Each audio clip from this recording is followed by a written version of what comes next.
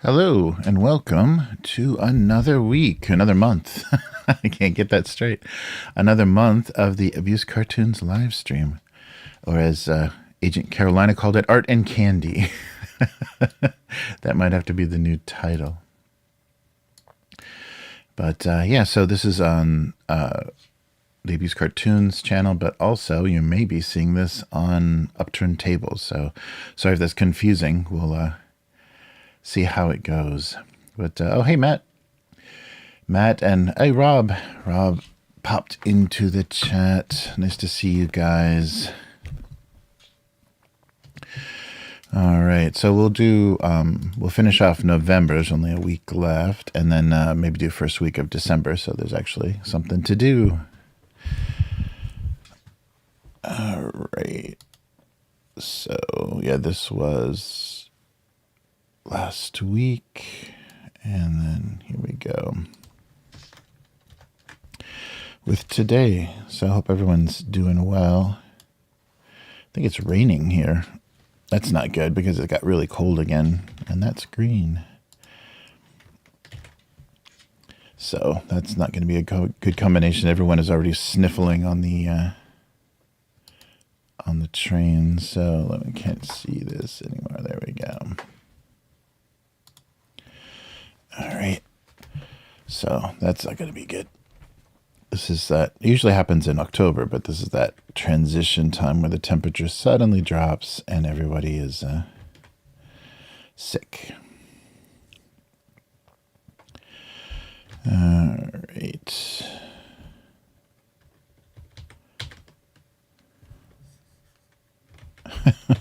There we go. Let's save that before we go any further. Okay.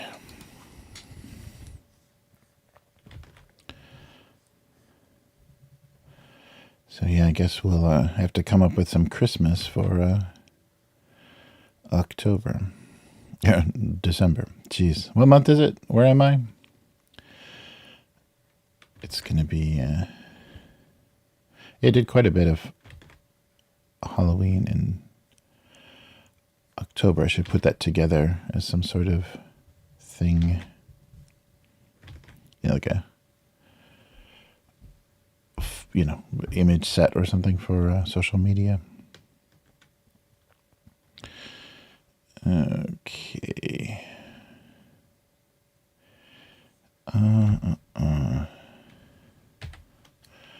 So yeah, finishing up November. There's no... I guess I have done Thanksgiving in the past on turkey jokes. How about a drumstick here?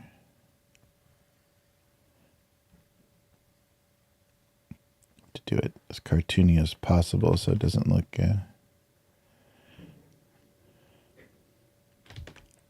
like viscera. Oh, you gotta be careful.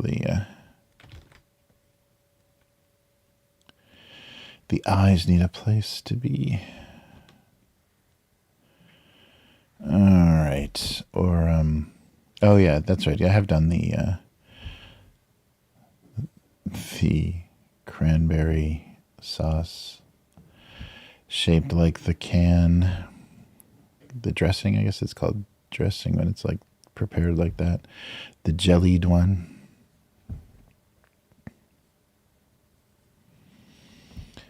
There we go.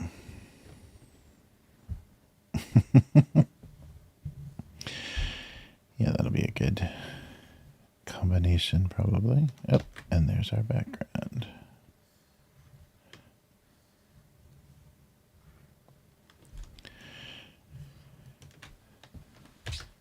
All right.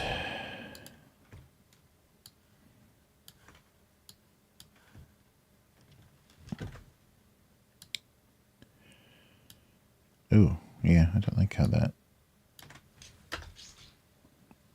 how this finished off. Yeah, let's try this again.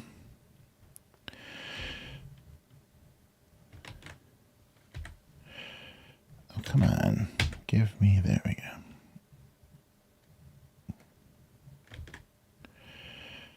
All right. Yeah, so looks a little bit better.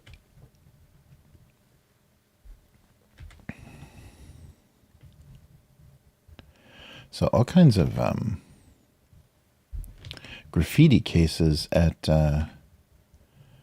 Japanese temples. The tourists are sure going a little crazy, writing their names on, ancient wood gates and things. That's not cool. Japan is going to have to rethink this whole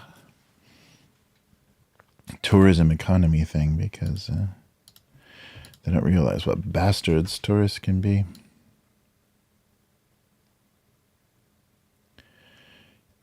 All right.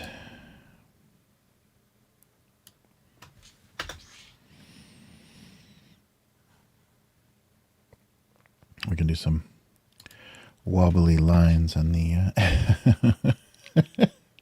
on the Tower of Cranberry.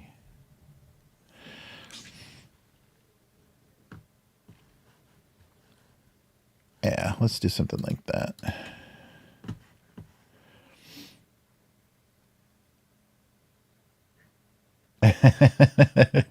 Really? So which side are you on, Matt? I guess you said awful. So yeah, I guess she likes the jellied stuff, and Matt wants the real deal. Yeah, the real deal is good, and it's closer to like what Sweden does with lingonberries and stuff. Yeah, berries and meat are good together, like certain kind of wild berries and stuff. And certain cultures know that, and certain cultures don't. But yeah, the real stuff, real cranberry sauce is amazing. Yeah, because cranberries are just weird. Is that too dark? Maybe a little lighter so you can see the eyes. Yeah, cranberries are odd, but they do complement my at a restaurant. I think when we went out with my dad one time, my wife had a steak with raspberry sauce, and she was blown away. She's like talked about that for years. That was like one of the best combinations ever. Steak and raspberry. Yeah, I just like the that most people serve it. You just take it out of the can and then slice it. So it's the disc-shaped slices, and you can still see the shape of the can.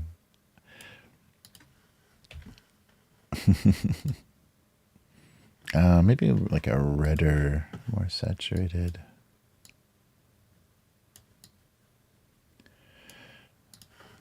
Yeah, so it works visually for a cartoon.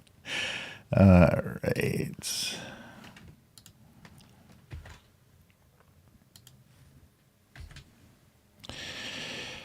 Yeah, but it's almost impossible to get turkey here, and don't let anybody try to cook a turkey that's not from the U.S., because it would be the driest thing you've ever had. It'll be more like jerky, more like a turkey leather. It's really brutal. I've even had turkey at restaurants, like some of the nicer restaurants here, and they do like a seasonal menu sometimes. It is terrifying. I guess because, turkey is so lean, you got to really know what you're dealing with. And they don't. So it's brutally dry. I think even KFC tried to do that here one year, like, like a drumstick. They can do fried chicken okay, but definitely not turkey. That was a nightmare. All right.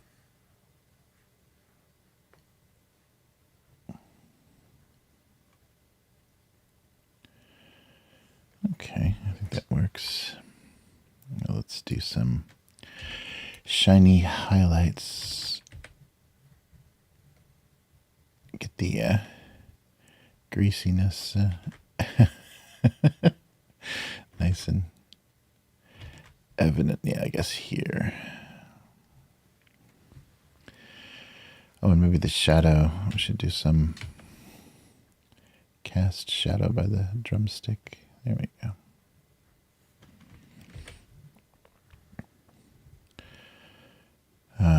Yeah, I definitely miss those big family meals, but we have enough of those here. And it's not the painful kind, because you eat kind of slowly. Like larger meals are really drawn out. like Japanese style, so you don't stuff yourself until you can't stand it anymore and then go collapse on somebody's lazy boy. So it's there we go. I'll make the cranberries looking a little wacky. So then I guess this might be shaking as well. But yeah, notice that we did a breakfast or brunch buffet kind of thing when I was back and visited. And yeah, you just eat until you can barely walk. I forgot about that. All right.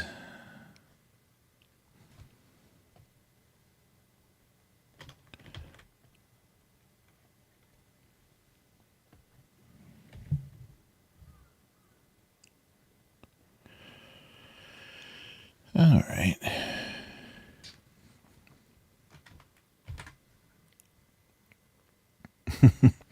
Oh, maybe a couple of highlights across the middle too. On this layer. Yeah, there we go. Jiggly jellied cranberry sauce. All right. There we go. We'll catch that end in November with a little Thanksgiving. Ooh, cherry glazed ham. Oh, that sounds good. Nice.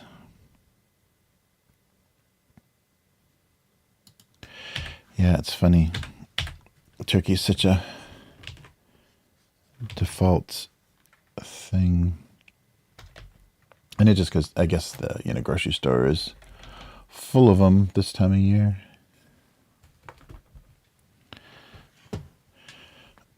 But you sure have to take the time. Is that the right? Yeah, okay. This feels a little small. There we go.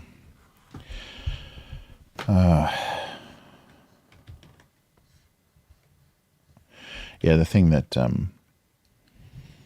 Japan is getting away from is what they call osechi. Osechi is the kind of New Year's food, and most of it is cold food.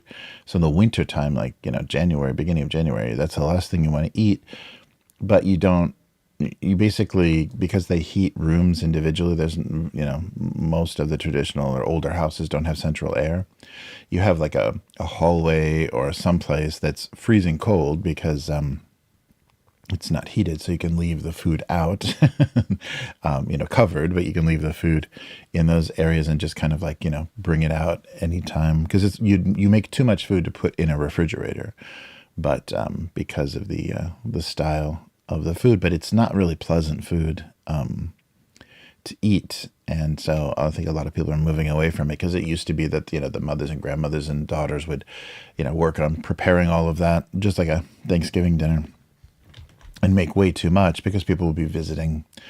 And it usually used to be like the first 3 days of January, but pretty much now it's the first is the only holiday. But I think people don't like it, especially kids aren't really fans of it. And so people are moving towards more ordering a fancy obento and having some warmer food, roast beef and things I think we have around that time. So a little bit different style. But when I was first here, I had that kind of traditional New Year's.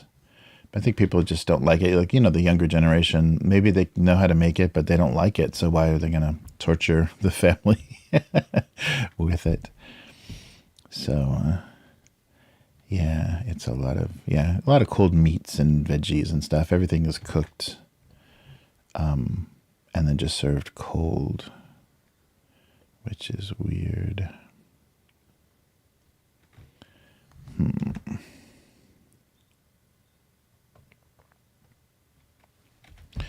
Yeah, and even the New Year's card tradition is going away.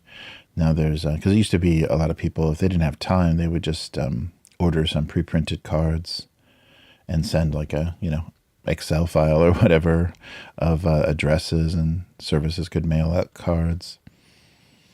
And usually it's just a way, kind of like Christmas cards, the function of Christmas cards in the U.S.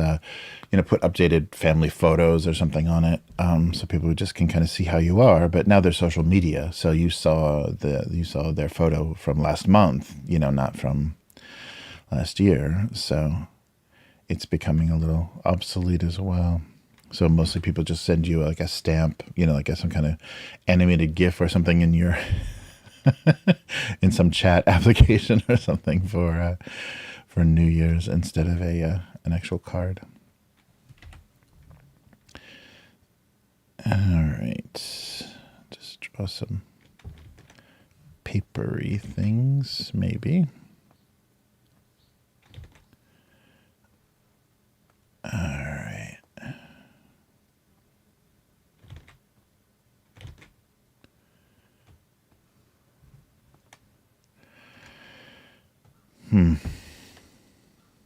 Hey, Carolina, how's it going? Ooh, grilled cheese. Carolina's making grilled cheese. Nice. Oh, and Matt is also going to do a Chicago beef sandwich again. Nice. It's like a 2-day thing, and I'm not feeling it. Oh no, you got to get in the mood, that Chicago mood. Nice.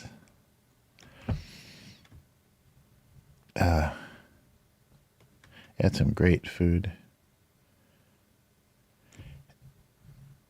in Chicago. That's a good. Oops. Oh, I keep screwing up this background. I should lock it down here. I don't know why. It should be locked. I don't know why it's not.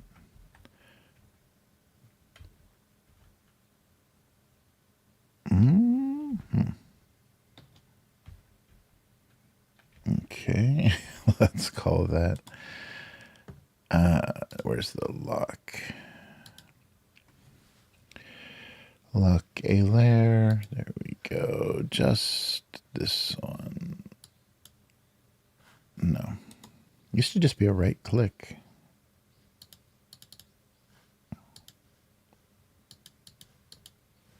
What is going on now? Have I locked the entire document? No. Yeah, but usually that background layer.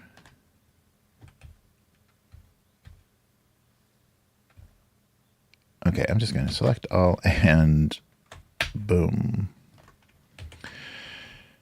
Yeah, it's weird. Usually the background there, it must have been, oh, there it is. Boom. There we go. That's how it should be. Wow, I'm forgetting Photoshop. I'm forgetting everything. Not good, not good. All right.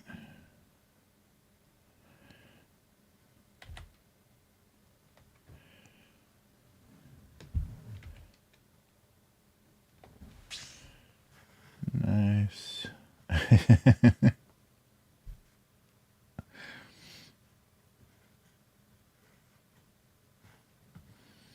Oh, Mary C., how's it going?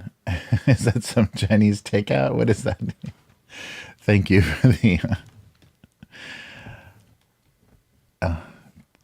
Oh yeah, I should draw. Oh yeah, that's a Christmas thing too. Chinese food is a Christmas thing, whether you believe it or not. Because anybody that doesn't celebrate Christmas goes and gets Chinese. Yeah, I wonder what that must have started, that must be an old city thing from like in an early 20th century. The Chinese restaurants were open on Christmas. So anybody that wasn't celebrating Christmas, they knew that the Chinese restaurants would be open. So that's where you go. And the movies too. That was when I worked at the movie theater. You had to be open on Christmas Day, so somebody had to work.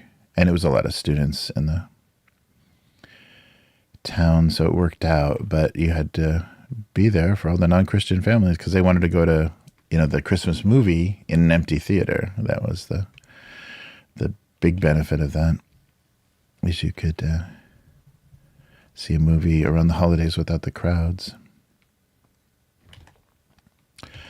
So that meant any student or any employee that didn't go back home for the holidays was working that night.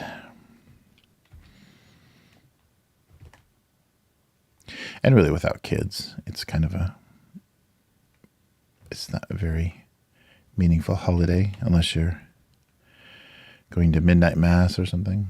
All right, I put this on a...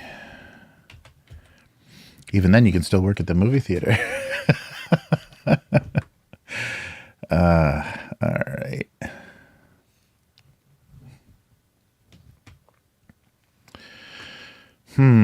Yeah, I don't know what this is shaping up to be. Oh, I think I had the wrong social media update. I really do not like this this multi-streaming platform. They're making changes and making it worse and worse. It's funny, you can't, and maybe it's just like, not liking change or whatever, once you get used to how something works. So they're making it better, but probably just for the benefit of themselves, like being able to monetize it or pull features apart so they can charge, different subscription levels, get different features. Like, it never seems like changes are made for to benefit the user. It's always just to benefit the monetization of the company or whatever.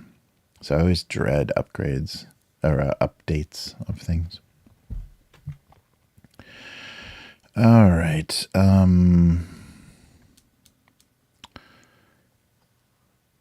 was trying to think of some, like receipts were the first thing I thought of for Black Friday jokes. I don't want to make a Black Friday joke.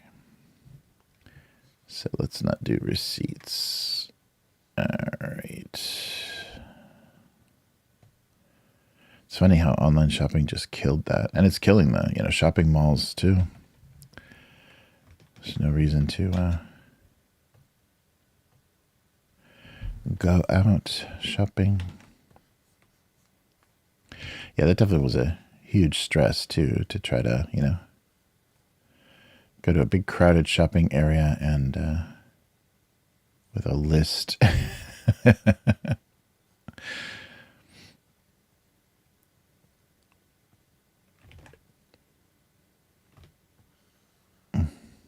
Yeah, the gift thing is so different here in Japan too. You don't open presents in front of people for the most part. I mean, younger people sometimes change that up because they want the reaction just like Americans do.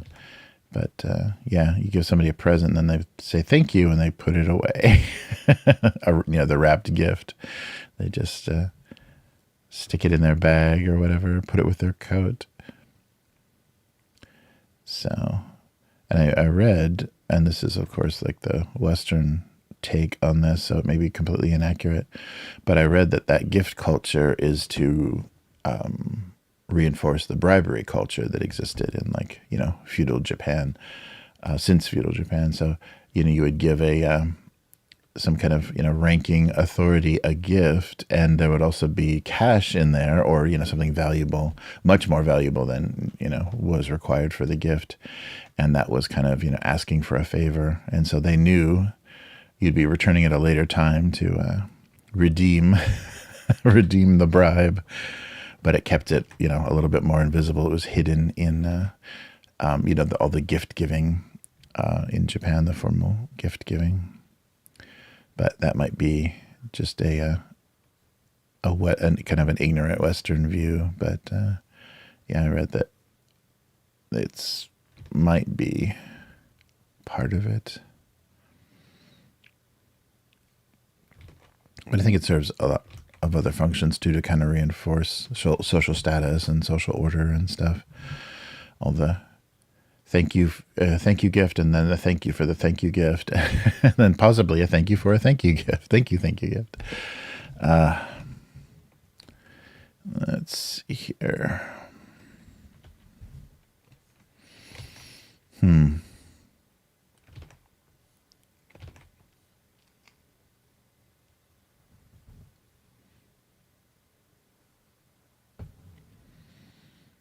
Yeah. Crushed can thing, I don't know. I think it is raining. So I may have to drive. So if I get a message, I may have to step away for a moment if it's raining, because there's going to be no taxis and no way to get back.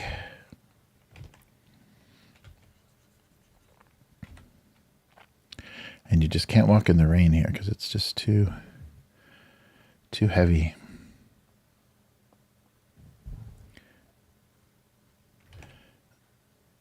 All right.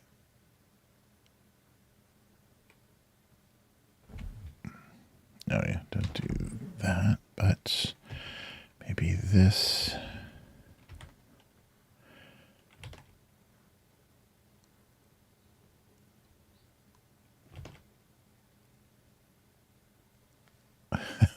Is that still a thing? I always make this standing up for some reason.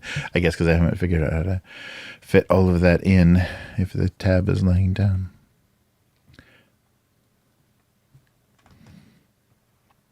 All right, let's try to first maybe straighten this a little bit. Yeah, I guess that's okay. It's nice and wonky. All right.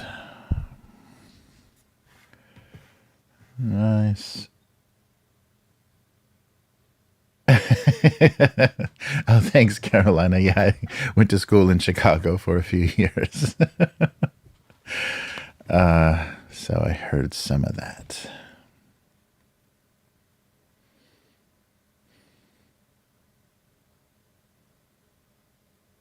Oh, wow. Wicked movie might be worth seeing. You can see. Oh, did Matt go? Did that happen yet? Wait, Matt was going to go see Gladiator 2. But they're trying to do that cross promo thing where if you see Gladiator 2, why not see Wicked? Yeah, I don't know. I don't know how I mean, I'm not a huge musical fan, but sometimes the art direction and the staging and stuff on some of those is pretty impressive because they want to get across that, they can do a bigger scale in a film than you can on a stage. So they usually go pretty big and crazy. But it's hard to look at Ariana Grande all starved like that. She's looking pretty tiny. She was already so tiny, and now she's like just emaciated.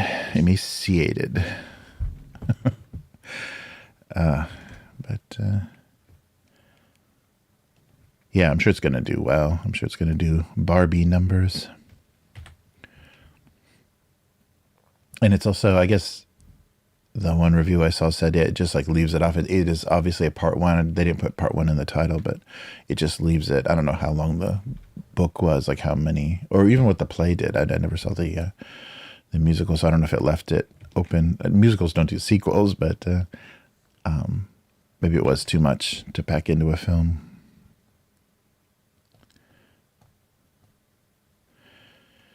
All right.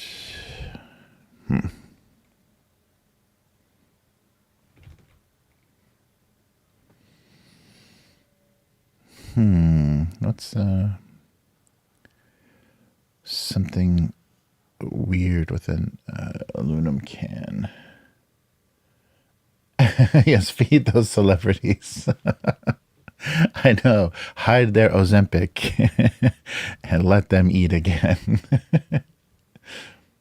Oh, no. Gladiator 2. Matt says Gladiator 2 is a big meh. First one. Oh, yeah. Yeah, definitely. So, yeah, I don't know what he's doing in his 80s, making a lot of odd, disappointing movies. He's just cashing in on all that,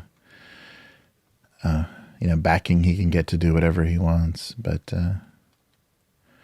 yeah, that's too bad. It doesn't seem like that needed a sequel. He should have just chose a different story to tell, if in ancient Rome, if he wanted to do that. But, yeah, just insane arrogance and crazy historical inaccuracy. But YouTubers love that. All of the history YouTubers love the love to tear apart those movies and say, wait, okay, these are fictional characters, but when is this supposed to be happening and what battle is this? And I like the guys that do the critique of the combat too, the combat and the weapons. Because of course they're doing it for a movie. So they want it to look exciting, but oftentimes, yeah, probably like is usually the case. The historically accurate version would not be very interesting visually. All right.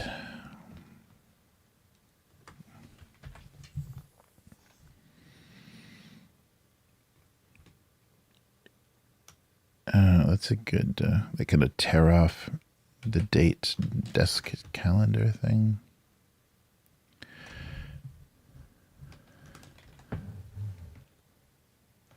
Get the proportions a little bit better. Or it could be just post-it notes, yeah. So it doesn't need to be a soda can. It could just be a pen. Let's just do a ballpoint pen. Oh no, I hate when they do that. So yeah, Matt says Ridley Scott, I think, is cranking out movies that like he thinks he won't die if he keeps alone. Yes. If he stays in the director's chair, he will live forever. Some mundane, no good visuals, CGI heavy. Denzel was the best part. Yeah, it looked like from the trailers he was going to be the only interesting thing. Yeah, it's too bad. It says there's multiple flashback scenes using footage from the first movie, and the intro sequence is just scenes from the first. I hate when they do that. I really hate when they do that. Do you remember this better movie that you're not watching now? Well, here's some scenes from that better movie. Yeah, that's too bad. Yeah, but it's, I'm sure that's the thing you can get greenlit above anything else as a sequel, so. They think that's safe somehow. And I guess it does have like a built-in audience. You're curious enough about it. All right. Oh, yeah, let me do just a pen. Yeah, that's too bad. And what's Moana is the Thanksgiving weekend movie. Moana 2. Another 2. So why did they do Moladiator instead of, what is it? Glickid? Whatever. Whatever the... People just love to do those, or try to do those,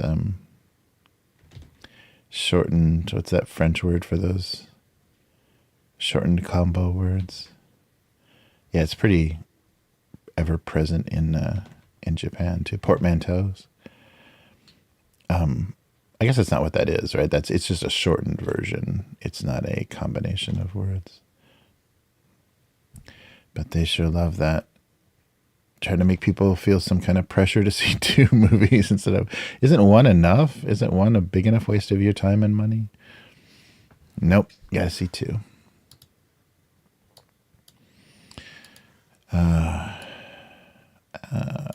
Pen's a little wonky looking.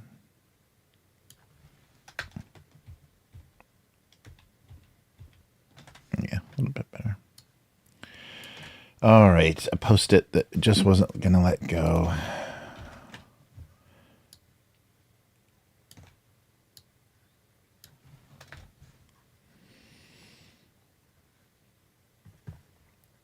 All right.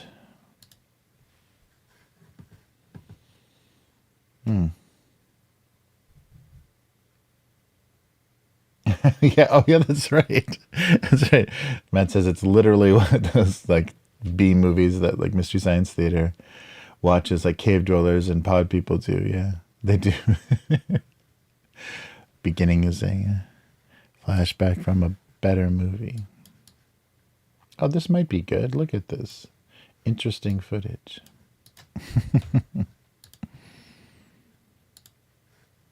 Be a little bit lighter. That looks a little more legal pad color. Yeah, okay. Yeah, that's too bad.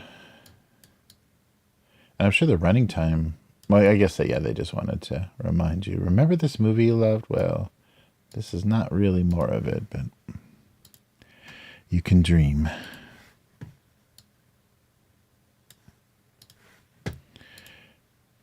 All right.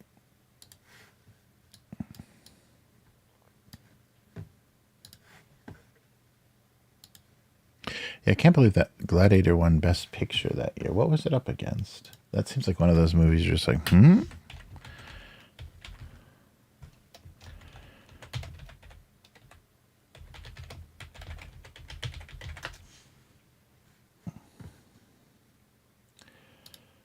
And Russell Crowe won Best Actor. Ridley Scott won Best Director and Supporting.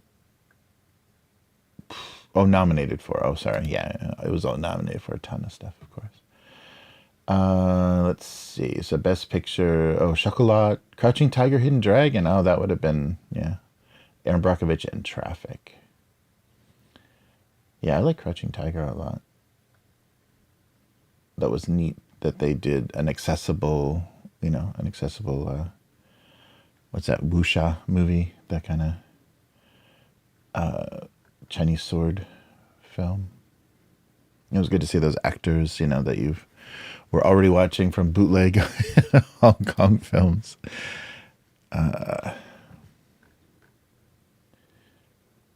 Nice. Yeah, so I guess it didn't have any, serious competition. And Russell Crowe won. Benicio won for Traffic. Almost Famous got Best Screenplay.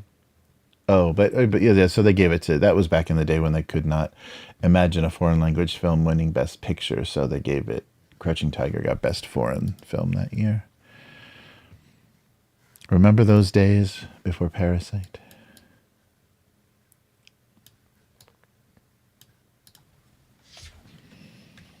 All right. Let's put some color on this. Put a logo on the pen. Or should it be here?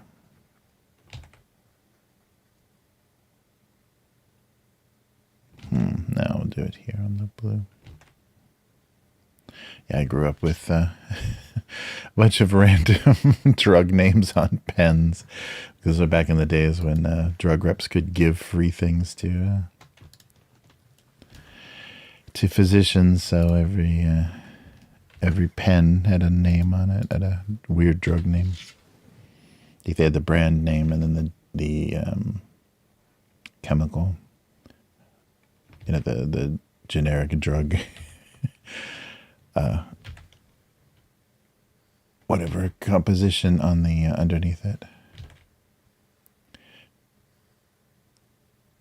All right.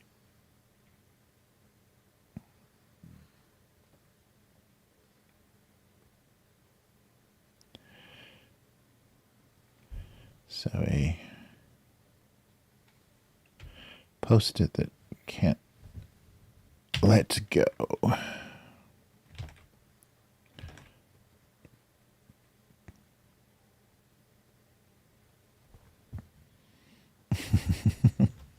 A clingy post-it note.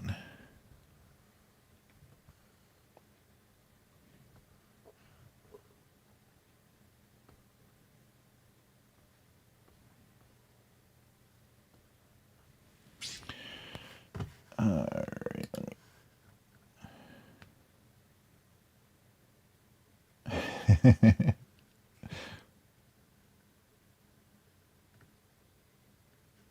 Oh, yeah, the chat's acting weird. Yeah, it was, wasn't it in Cantonese?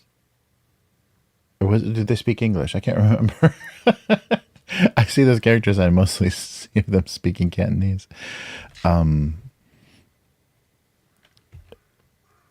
yeah, it was, I think the money and stuff, that's probably why they, probably where the money came from. That's funny. I can't remember. Like, I've watched that movie a million times. It couldn't have been though. It couldn't have been in Chinese, it would have had to be actors would have had to speak English for it to have the big distribution, because nobody read subtitles in the 90s. Yeah, like mainstream stuff.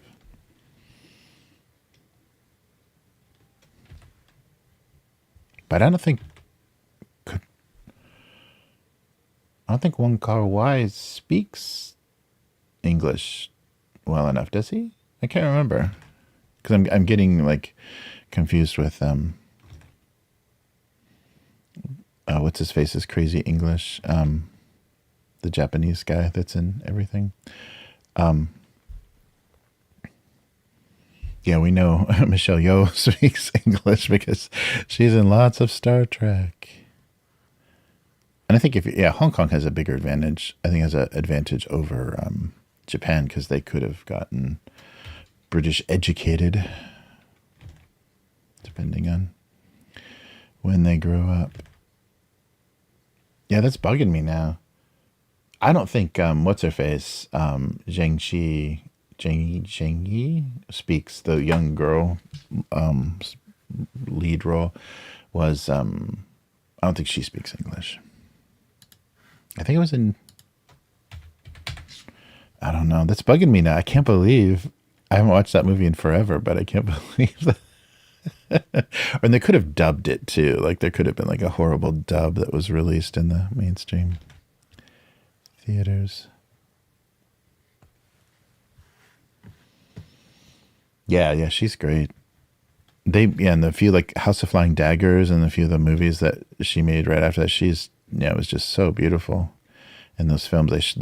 And it was like, I think that, the Hong Kong directors knew how to shoot her, because she was in a few Western movies, like Hollywood movies, and didn't look as breathtaking just because they didn't know how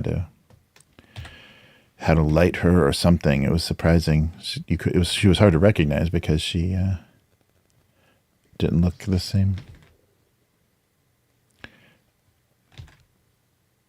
All right, there we go.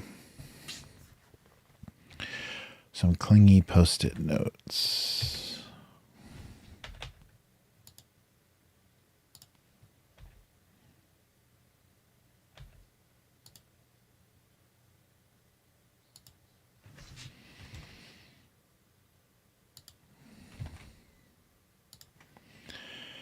There we go.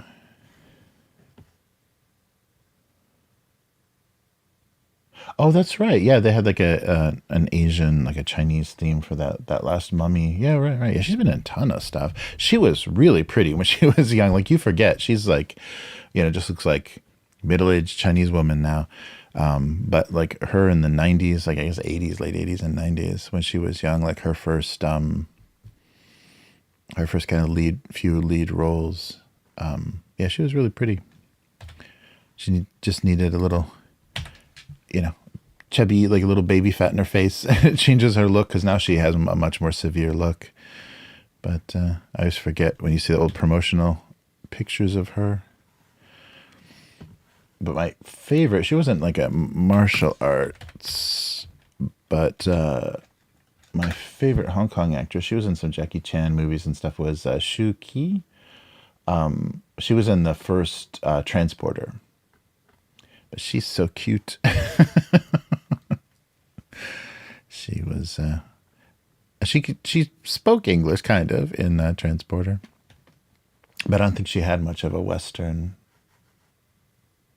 I don't think she had much of a Hollywood career. All right. And now everyone's so old. All those 90s Hong Kong movie stars are so old. Because it wasn't 10 years ago. It was 30 years ago.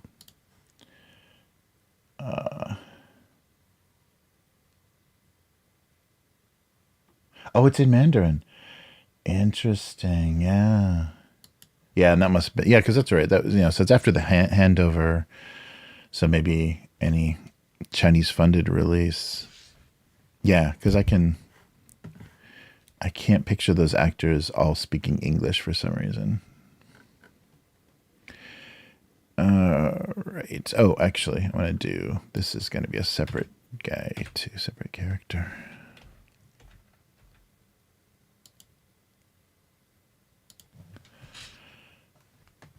All right.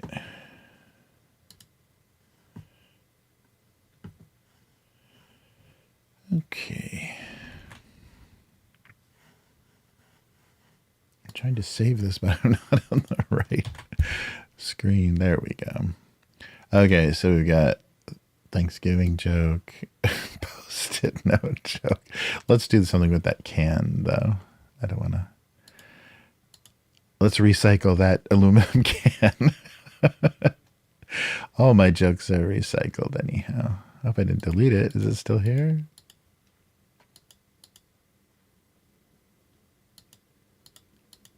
Oh, was that a different? Oh, no, there it is. There it is. Okay. Yeah, those are the days. And that's the frustrating part about being in Japan is I can't easily watch any Korean or Chinese films because there's not going to be any English subtitles. So we've either got to watch them, in Korean with Japanese subtitles. I can't read that fast enough, and or with English subtitles, so that anybody Japanese can't read the English fast enough. So we're kind of stuck. Yeah, and I always wondered why the bootleg Chinese movies always had multiple subtitles, like the old not Mandarin, the totally blanking, but the old movies that were not in Mandarin would have Mandarin and English dual subtitles. Cantonese, yeah, the Cantonese and Cantonese voiced movies, which had to which got changed, I think, after the handover. Yeah, you'd always have those double subtitles. We need those in Japan. That would be nice. English and Japanese would be nice. Because I don't think anybody. I don't know. Yeah, I guess if you've studied enough English in Japan, your reading speed is pretty good. But I don't think it's enough. I don't think it's quite enough. Oh, thanks, thanks, Caroline. Yeah, that's so funny. I can't believe I can't remember what language I watched a movie in like multiple times. But it's more the the visuals. That's not a movie you're obsessing over. Where's the lock? This is so bizarre. I guess you have to turn that on. Okay, and then it's an option. That's weird. Quit changing things, Photoshop and all these other companies. All right. So I don't know why I'm resizing this, because that means I'm just going to draw everything thicker. So what's with the can? Not being magnetic, is that interesting? Draw a magnet.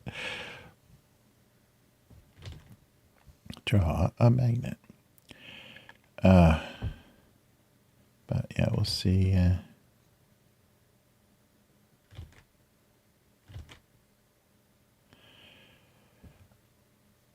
No, let's not do this. Oh, this is on the same layer too. What am I doing? Okay. Yeah, I should not have sized that up. All right. So recycling joke.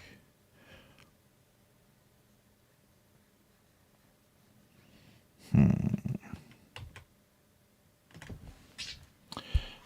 we'll see.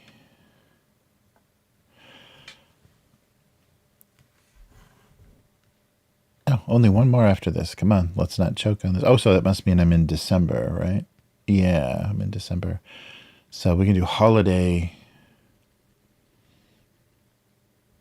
packaging. Maybe that would be fun. You know how brands will do the Christmas version of, especially Coca-Cola. Oh yeah, have you guys seen that AI Coca-Cola ad? It's getting scary. So Coca-Cola is willing to feed in, and I guess they own it, they paid for it, but feed in their old CG and, the old Christmas Coca-Cola commercials they did, and have it spit out something that just grabs those assets and reshapes it. But then somebody did a response. So they literally paid an AI studio to sit there, probably gave them the footage, and then sit there and make a Coca-Cola-like Christmas ad. But then somebody that also had access to decent AI did a response video to it, which was good. It was just chaos and everything on fire.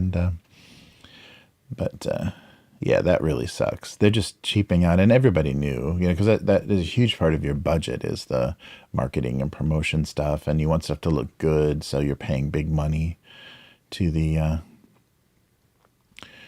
ad houses that create this stuff, the ad firms that create that stuff and pay the photographers and crews to film that, and they just don't want to do that anymore. And I think it's there's definitely, though, I keep feeling that, especially for like parody and things, I think AI works well because it lets you do a perfect copy of something and then distort it or skew it and make fun of it. So that makes sense. I mean, I think that's a great application for it. So yeah, like the response, like that holiday response, or that response to that Coca-Cola holiday commercial, I think that's a perfect use of AI to criticize the use of AI. But so I think it's got like its place in entertainment, and I hope that's where we settle on it being okay to use it then. But when it's when they're trying to make what they're considering a copyrightable piece of media, that really sucks that they're just gonna use stolen other stolen copyrighted material to make stuff. So that's just ridiculous because they think that you're too stupid to see how it's done. It's getting and it's never going to be just like 3D animation, just like 3D animation is never going to fool you into you thinking, oh, this is actually real, this is real film, because there's too many things that it just can't do. It can't do mouths, lip sync, and mouths are always off, and weird waxy skin and stuff. It's like they're still not quite there, unless they're going to spend the huge amount of time and money just to trick you. But for a budgeted production, CG is never going to fool anybody. So it's the same thing with AI then. It's always going to have those weird telltale, like the movement is too smooth, or, all that weird stuff that happens. So like when a lot of Japanese studios have tried to switch to this 3D cell shaded 3D that's supposed to look like drawn animation.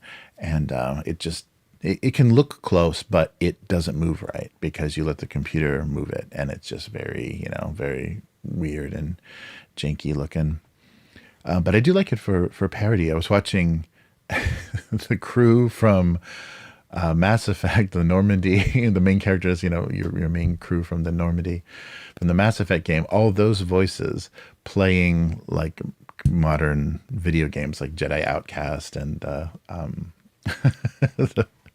more recent sci-fi games. And the scripts that were done for those were really funny.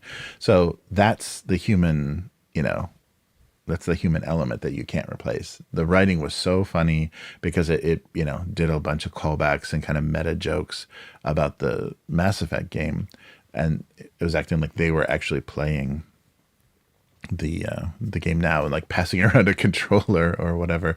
So the AI was used just for their voices, and then it was just footage from a recent game, and it was really entertaining because they then you can tweak the characters and kind of exaggerate what, the internet's opinion of certain characters or whatever. You can play with a lot of that, kind of pop culture stuff. And so that's really good. I think that that's a fun use of, and I've seen them do like D&D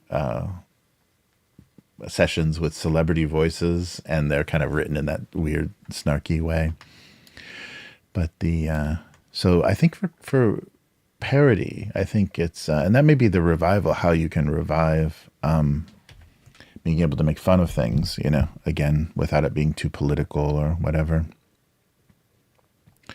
Or, very easily, and people can't be offended because you've got this like layer of like weird technology that's helping create it. I don't know. Nice.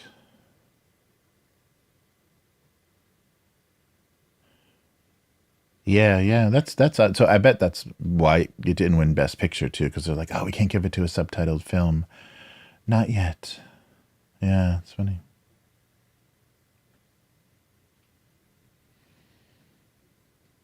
Mm.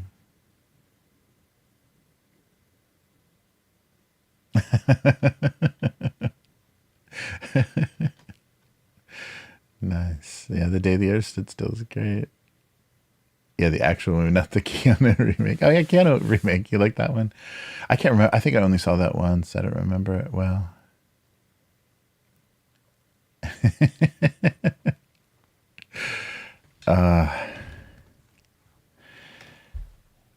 Yeah. That original. I like the old, sci-fi B movies.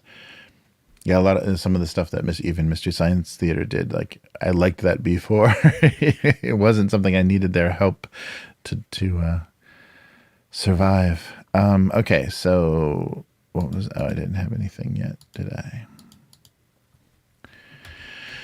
So this can corkscrew a. Oh, well, that's right. Holiday packaging. That's right.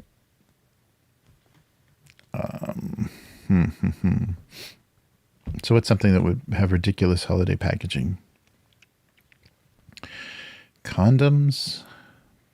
Oh, cigarettes. How about something like, cigarettes? Might be. I don't think they've ever had holiday packaging. They don't. Nobody cares. Maybe like a hard pack. You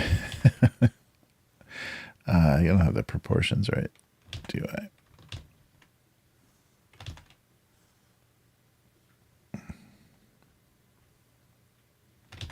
Let me get this down first. All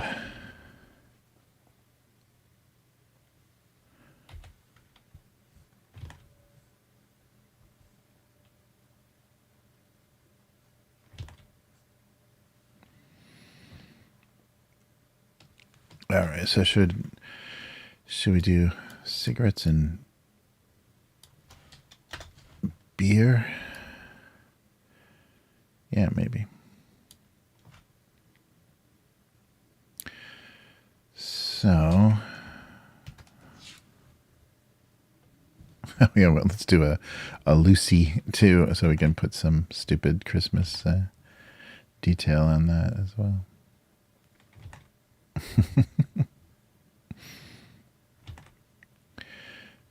There we go.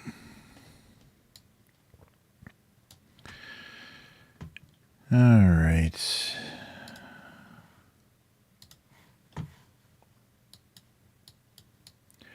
So let's do like a blue can and then go crazy with the red and green. Oh, but maybe for this one, I'll do like a Marlboro box with a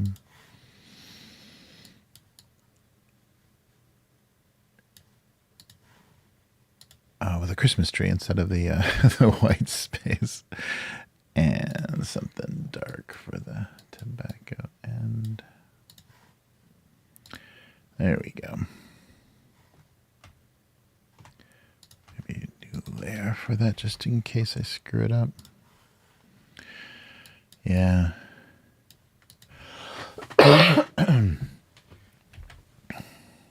All right.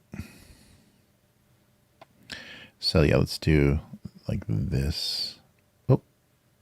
Oh, I didn't fill that in, did I? That was the only part that didn't get filled. There we go. There we go.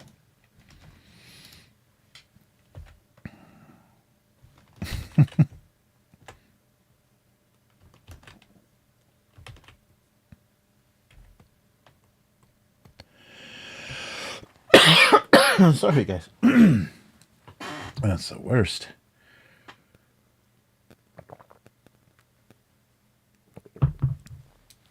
I thought as soon as the cold weather really set in, my weird allergy thing would be done. But yeah, I don't know. I hope it's not a. I haven't any tests or anything, but I hope it's not the. I forget what they're calling it. But some kind of like, infection, some kind of respiratory infection. But it's really minor. Like it's not overpowering, but sometimes I just get all choked up. All right, and then on top of all of this, let's put some silly holiday.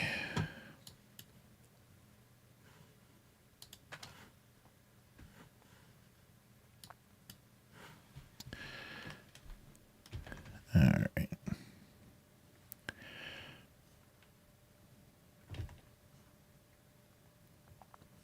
So like maybe a Santa hat and then some holly.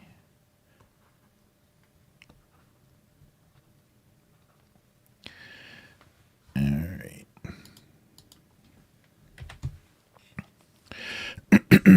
Yeah, it wants to.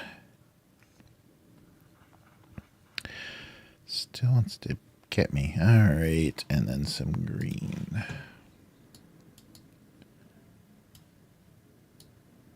Maybe a little darker. Oh, yeah, snow. Yeah. Nice. Actually, brighter because of that blue.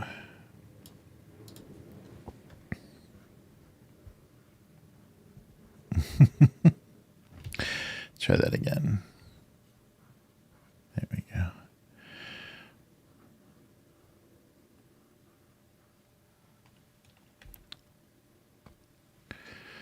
Yeah, nice idea, Carolina.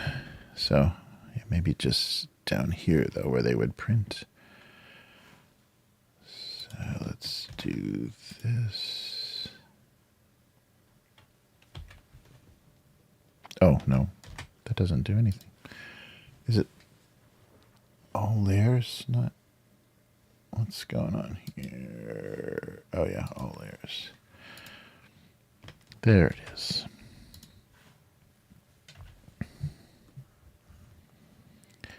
Yeah, let's do some nice snow along the bottom. And then let's do a like a standard kind of Christmas tree here.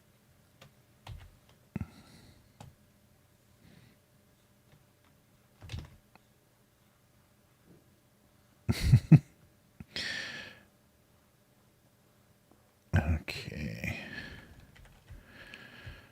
Come on. There we go. I'll clean some of this up a little bit. Get a little sharper.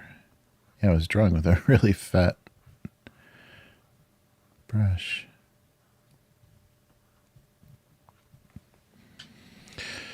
All right. Maybe this too.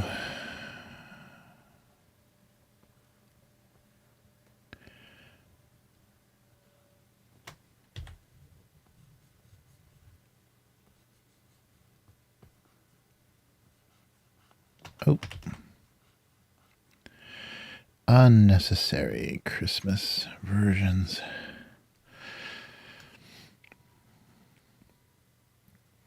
So maybe some, I guess some red.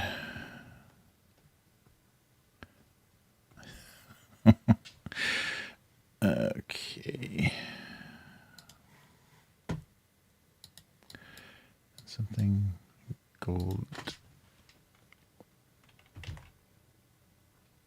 Oh, I'm doing the thick brush thing again.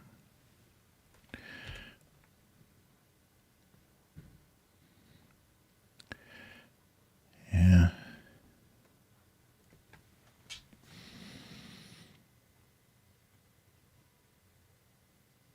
All right, and then let's do the kind of the name of the.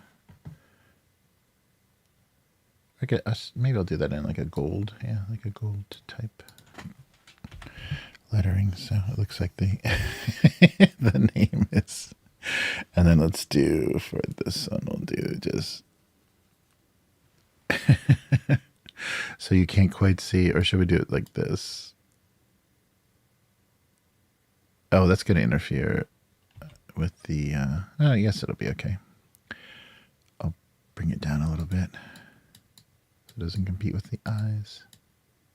Oh, not this one. This one. There we go. And then maybe something on the cigarette as well.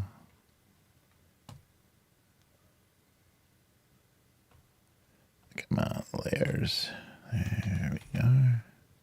Oh, I didn't fill the cigarette. Really? I thought for sure.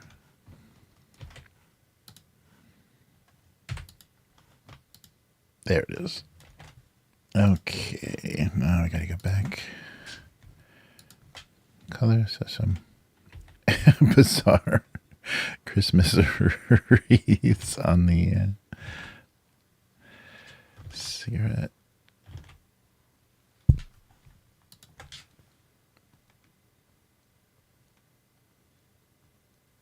There we go. And maybe for that, some bit lighter. Get that paper effect. All right, I think that's good. Unnecessary holiday decorating.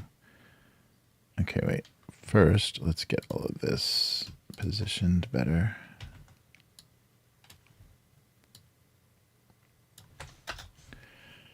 There we go.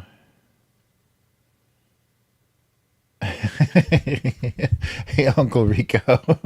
I ordered by court to play these cartoons. Yes, it is. It is court-ordered cartooning.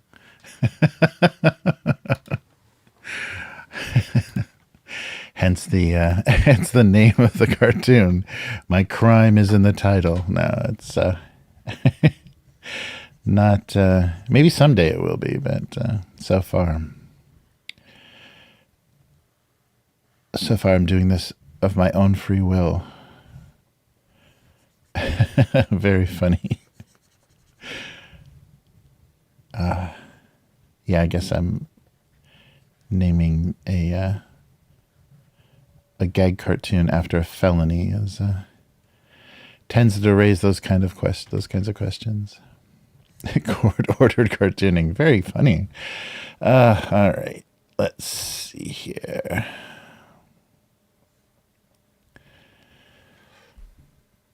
I want some shininess.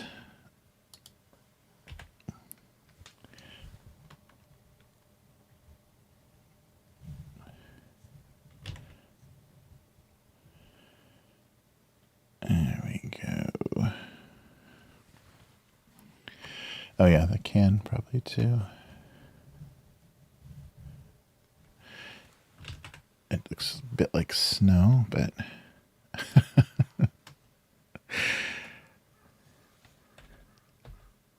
that would be, oops, that would be my luck.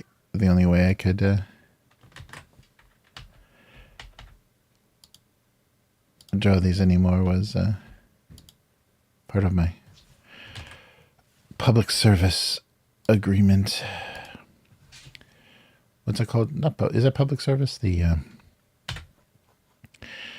oh, let's actually put the eyes facing each other,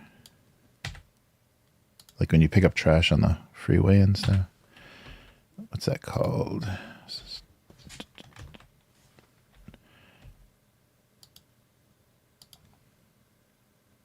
Yeah, let's have them kind of face each other a little bit more. A dramatic change, actually, with that logo, though. I can't go too much closer. At least it's off center. All right. Here we go. And then just a drop shadow and look should be done.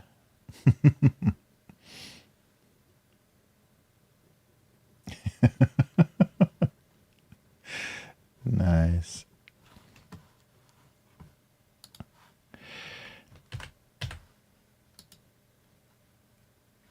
All right.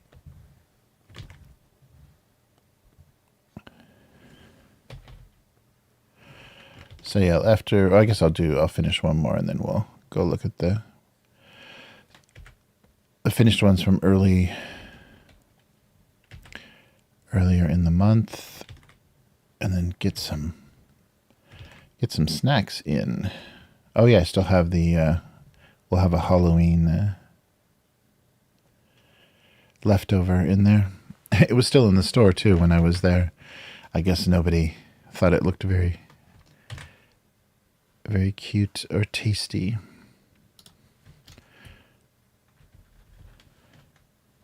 Yeah, Halloween was not much, and then because they killed the big event in Tokyo, I think they're going to try to kill all the big public events in Tokyo. They just don't want to deal with the the logistics, managing the keeping people safe, and the cleanup afterwards and stuff, because people just throw their trash everywhere, which is, you can't really blame them because they don't put trash. There's no trash cans anywhere. So for the kind of sanctioned public events, they'll do big dumpsters and kind of those huge cardboard boxes with large trash bags in them, like temporary cans. They'll do that. But since these are kind of unofficial public gatherings, there's no more trash cans because there's barely anything after the gas attacks and the what was the the Olympics too. The Olympics, they took a lot of public trash cans away. So it just makes it hard to throw anything away. All right, so let's do maybe a little bit lighter on the tobacco part here.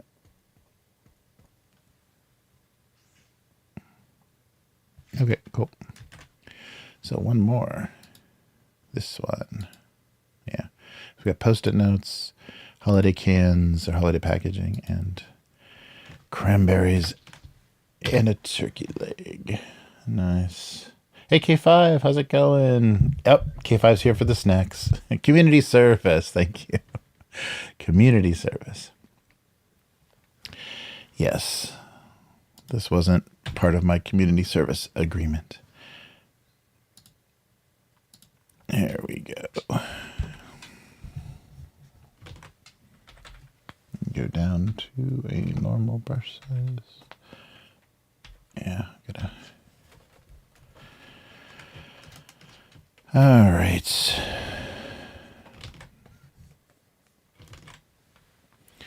There we go. Yeah, where's Yum?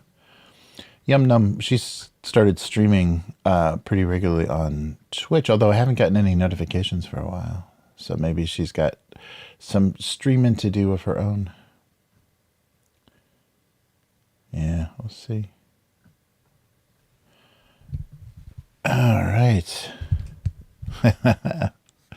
Yeah, good to see you, K5. Thanks so much for the support. All right, one more. And this is still, this is in December, so it can still be, we can do more Christmas gags. All right. Something. Ozempic Santa. All right.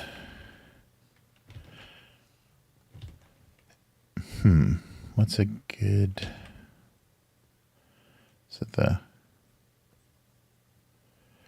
Yeah, they don't do a lot of the holiday gift wrap here. They just do bags, which is kind of strange. So you just put something in a decorative bag, and it's not much nicer than a trash bag.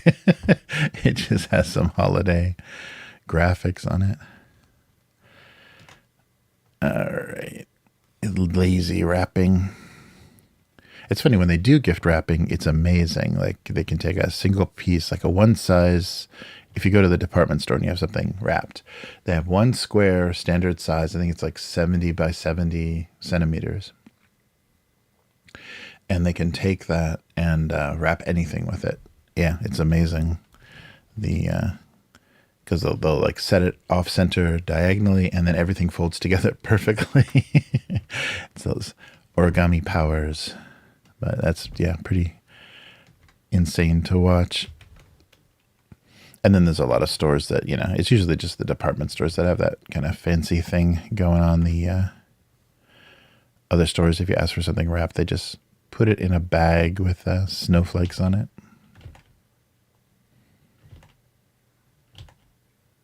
And a little, they always have. And the stickers, I have a sticker, it's got like a loop of ribbon behind it. It's like a gold foil sticker with a loop of ribbon. And it says, especially for you, or something really stupid.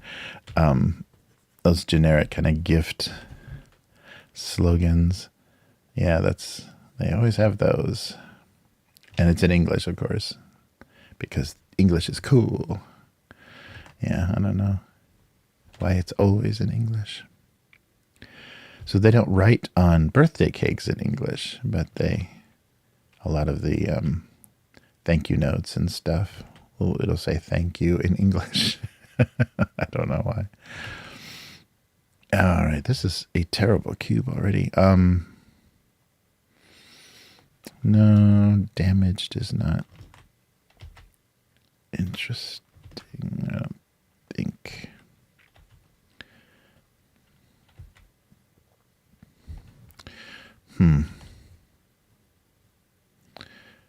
But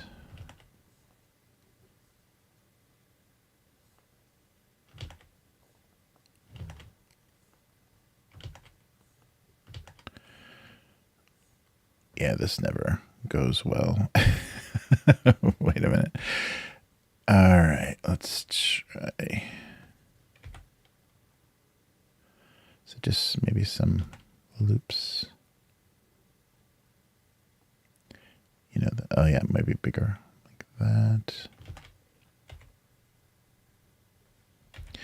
Instead of drawing a bow, I'll just do some kind of folded loops like this. This usually looks more convincing. Oh, and then here, there we go. Something like that.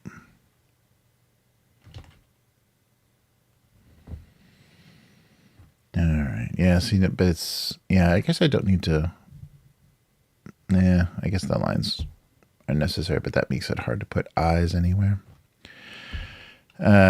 Christmas and all of its nonsense. All right. I've already drawn candy canes already.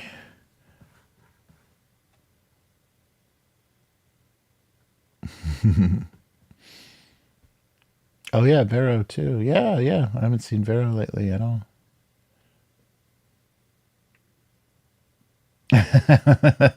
Yeah, right.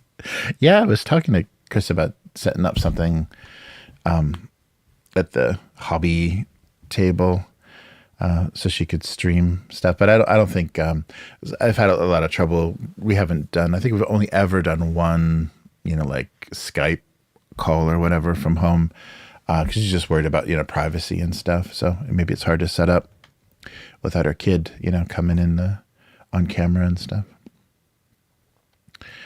All right. Yeah, I don't know. Let's try something else. Yeah, but that would be fun. At least a fun hangout. Oh yeah, but Chris stopped by on Sunday. We played a little bit of a couple of the scenarios from Warcrow Adventures, which is the kind of dungeon tile crawl board game that Corvus Belli released to kind of introduce their fantasy setting, Warcrow. And yeah, it was nice. The very narrative, and the characters. Each of the characters was interesting to play. They each had their own little mechanics and points, you know, that, or you know, things that powered their abilities and stuff. So it was fun to play. A lot more, you know, interesting than just traditional Hero Quest kind of stuff. And good villains. Unfortunately, the only problem was the all of the narrative and a lot of bookkeeping was done on the app.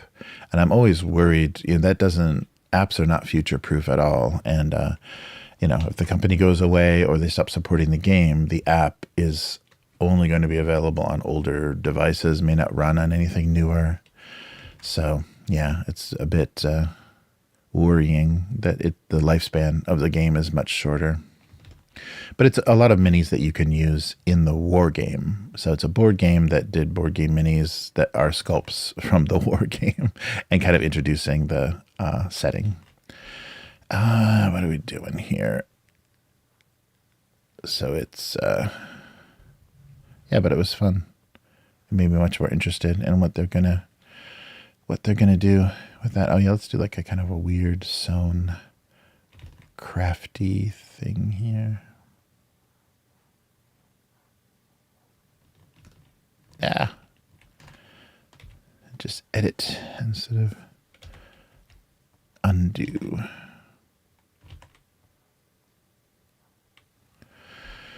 All right. And some droopy, weird Christmas decorations. And put maybe stitches on everything so you can see. Like those country stores that have the handcrafted Christmas decorations. Some of them are a little wonky looking. Something like that. Or this could be an attempt to make a Christmas tree out of inappropriate food. It has that feeling as well.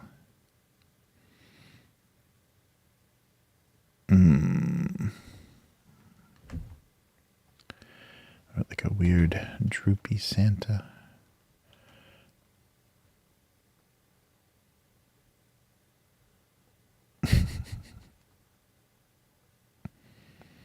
All right, where's this going here?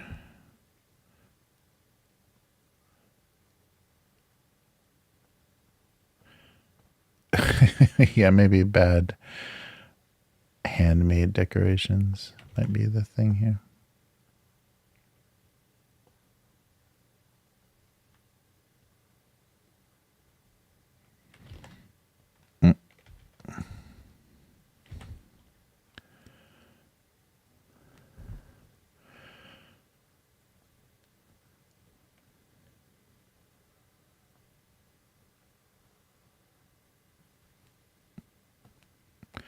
Something.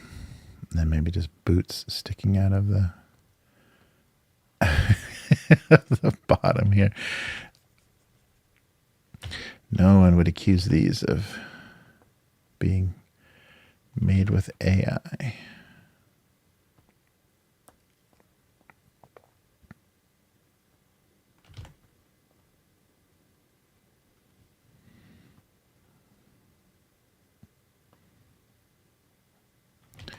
Maybe a little bit more here. There.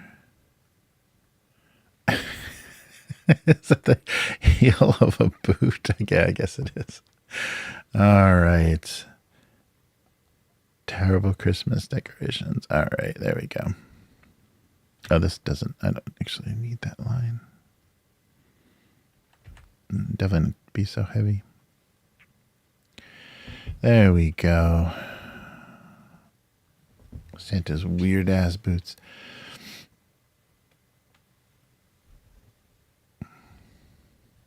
So then maybe some, obvious like stitching.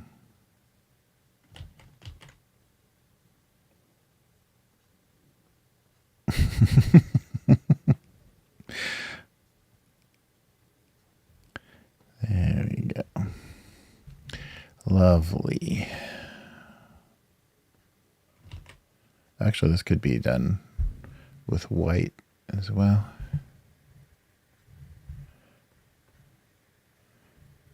Yeah, it's really raining here. Jeez. Oh, yes, I should check my phone. Sorry.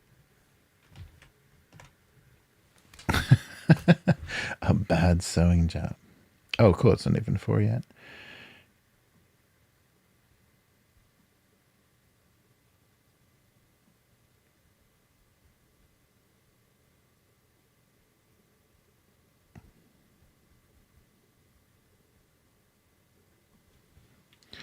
Okay, no problem. And maybe, oh, I did those all on the same layer, didn't I? Of course I did. So let's take these off.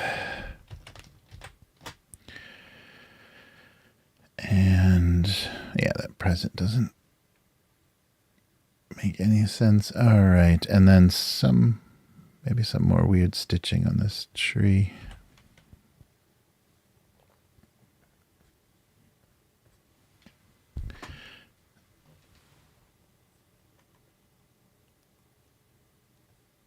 There we go.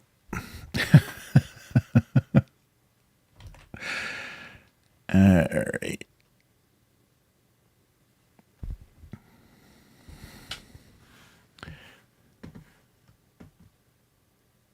Oh, the cyborg characters. Yeah, Matt, I took a look at the character sheets. Yeah, they look good. I'll definitely, those will be fun to draw.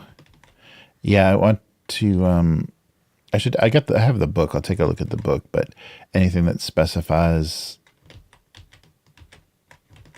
I guess the style or whatever, that's the only thing I want to make sure. Like the fashion.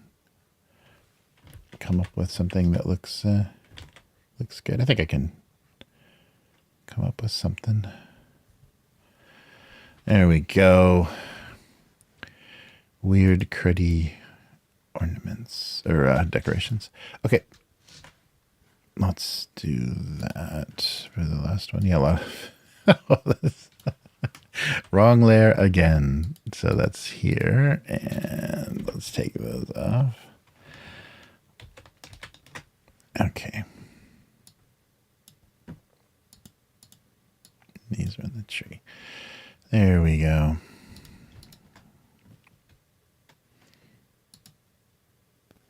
Yeah, I'll just merge those and merge these. Is that what we want? Yep. Okay.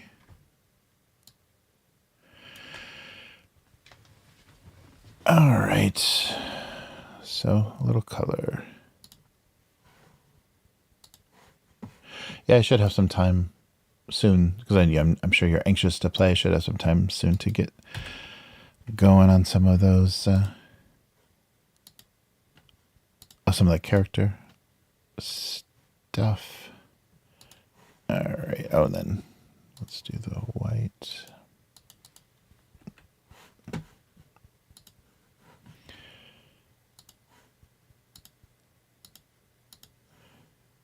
And then some gray. Sure.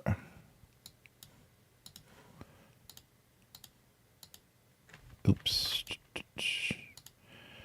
And maybe green mittens, so there's some variation.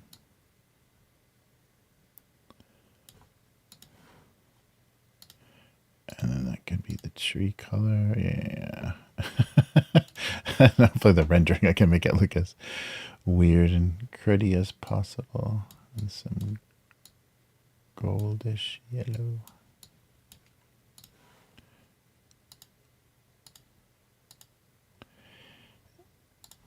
And maybe a blue.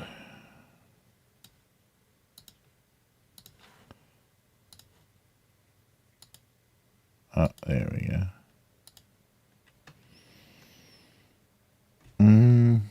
Let's see here. Maybe make this red. So this can be yellow. There we are. And weird brown. And some kind of weird, it's only his nose, so kind of some kind of pinky, weird, fleshy color.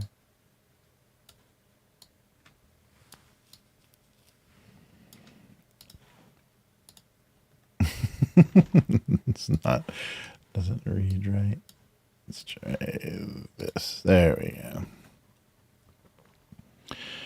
All right. Oh, and maybe the star on the top can be a lighter yellow.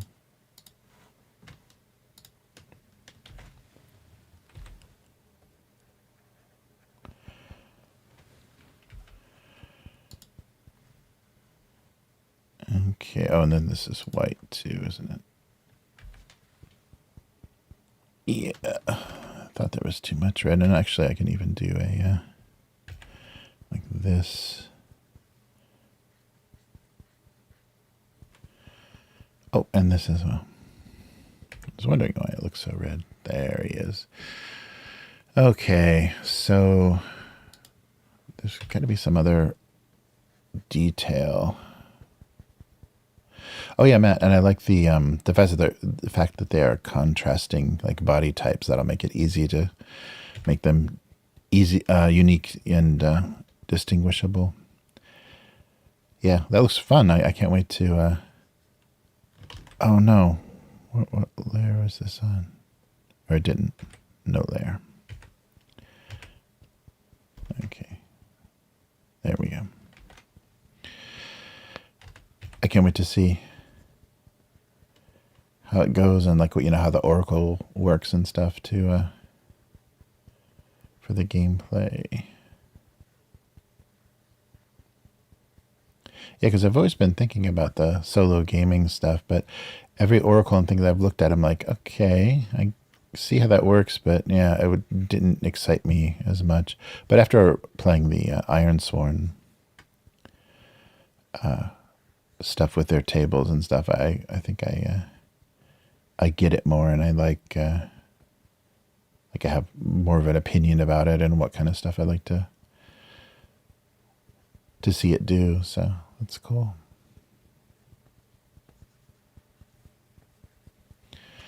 All right, is there some way to make this more crappy looking? I'm trying to think.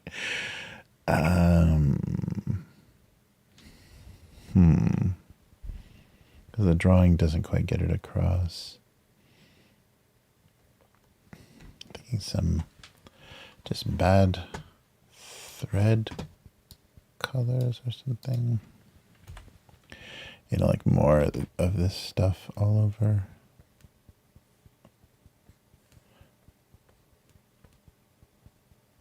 Like it's just very poorly sewn. Oh, maybe for the boots too. Is this light enough? Barely.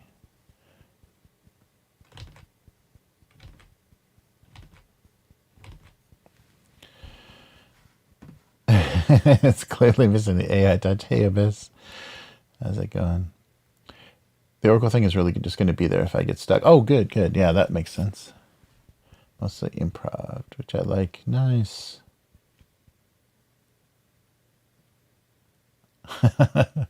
Hey, Abyss. Yeah, secret channels of of cartoon drawing. Okay, let's do some more shadows here.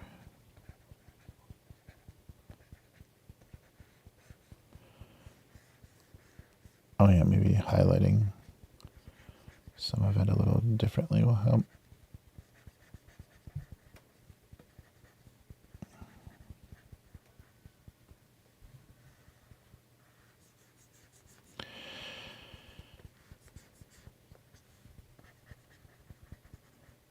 Yeah, I'm thinking of this, like the kind of decorations and things they sell at like a Cracker Barrel gift shop. Yeah, that kind of crappy. Yeah, let's do something like that. There we go.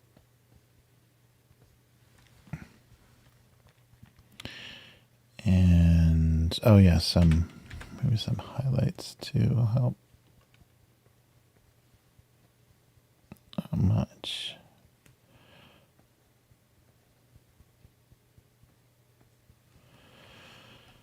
Okay, maybe here.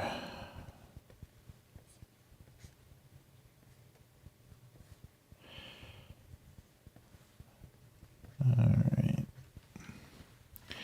And then a layer green. Oh, not light enough. Much lighter green. Wow. Oh, it's because I'm on the wrong layer. That's right. Okay. Okay, it doesn't have to be that light. I was on the 20% shadow layer. So it, yeah, I want to make it look like it's trying to be, it's poorly stitched together. All right, maybe below the shadow works, yeah. Yeah.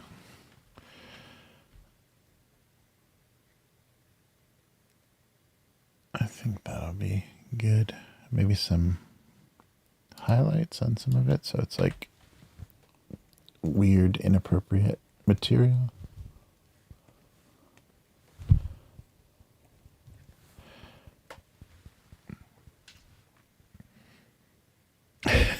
There we go. Okay. Let's stick with this. It's going to be all in the joke writing. Okay, and some eyes.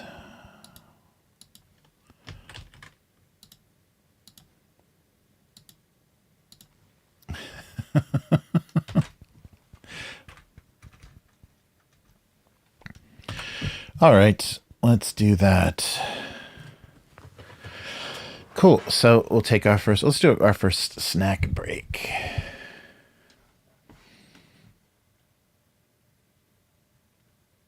Twitch. Oh, yeah, right. Yeah, this is on Twitch and Facebook, and that's pretty much it. Yeah, and two of the YouTube channels. So both the tabletop and the channel for Abusecartoons. Carolina thinks Orcus looks like Santa. Oh yeah, Abyss. Yeah, I can only imagine because people are just trying to make a fast buck on Etsy. Like it's gone so far away from supporting like handmade craft goods and stuff. But I can't imagine. Yeah, Etsy's probably all AI. Yeah, I don't. Yeah, I won't play it. I mean, I'll put a link. See if I can find it again. The Oh, yeah, no, I don't think I can I? It wasn't, I downloaded it on my phone, but let me see if I can upload it to something where I can pull it in here. Yeah, but that was funny. A response, because you can make it, it's, can do it so quickly, of course, someone is going to answer your stupid, oh yeah, it's only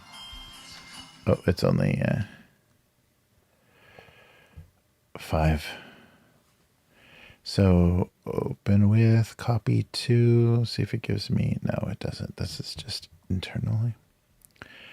VLC is not a great, oh wait, share. Maybe I can share it to Dropbox or something. Yeah, let's do that.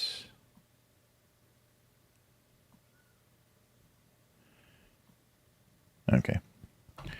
It shouldn't take too long.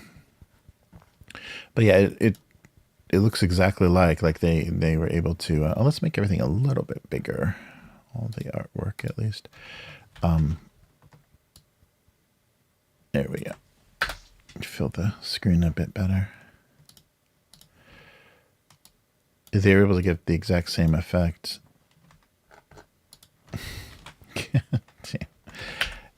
Oops, this is what I wanted. As the thing that Coca-Cola paid for, paid a little for. It's crazy.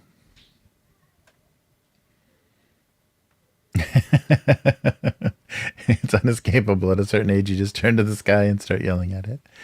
These damn clouds.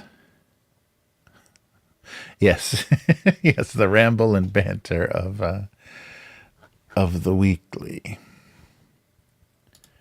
There we go.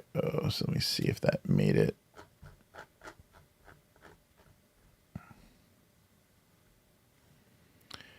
All right, oh yeah, demodified is working.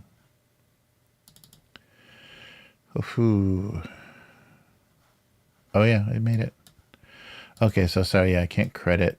I can't credit whoever made this, but let me see if I can make this a play. Oh, wait, I might be gigantic on this. Let's see how this works. Boom. Okay, there's our video, and I'm not there. Is my sound here? Okay. Yeah, so just a quick, this is just a quick response to that AI Coca-Cola commercial. In all its AI glory. Very quick. Nice, huh? Yeah. So that's, I mean, I'm sure somebody threw that together incredibly fast. Just the same way that the people that got paid to do the official one did. Yeah, so the official ones are all over YouTube and stuff. But I thought that was great. Somebody instantly responded with, "Yeah, this is not what you should be, what you should be doing." I like the guy. It looked like he was chewing the bottle. The the mouth that was drinking all wrong. Gotta love that. The AI future. Right. Yeah. So I'm really starting to be won over by AI as parody. You know, not something you're trying to, sell to somebody or whatever, but a way that the internet can quickly comment and quickly respond to things with, very finished, looking stuff. It's not just like cut out, Photoshoppy stuff. You can respond quickly with and even like using their video and their same kind of political ads and stuff. I think it works well. You can use political ads, you can parody those easily. Although what you don't want is people, using that against each other to try to mislead people into thinking this is what they said in their ad or whatever. Yes. No, but I think other than that, we've got to stay the hell away from it, because it is that it's only that the inspiration for wanting to respond to something that actually makes that any worthwhile at all. But as far as like making things, it's ridiculous. But it makes those budgets look so much more reasonable. Okay, now it's gonna take me a second here. So let's go to the convenience store and see what's up.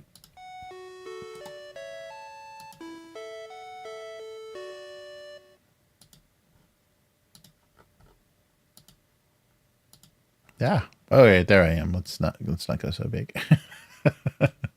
All right, there we go. Sorry, I don't have all the scenes set up because the video capture didn't work. Is my mic working? Yes. Okay. Cool. Okay, so let's see. I'll just reach into the bag. Oh, actually, I know what I'm going to get because it's the biggest thing. Yeah, it's hard to get around it. All right. Well, let's start with this. This will be fun. I can't remember if I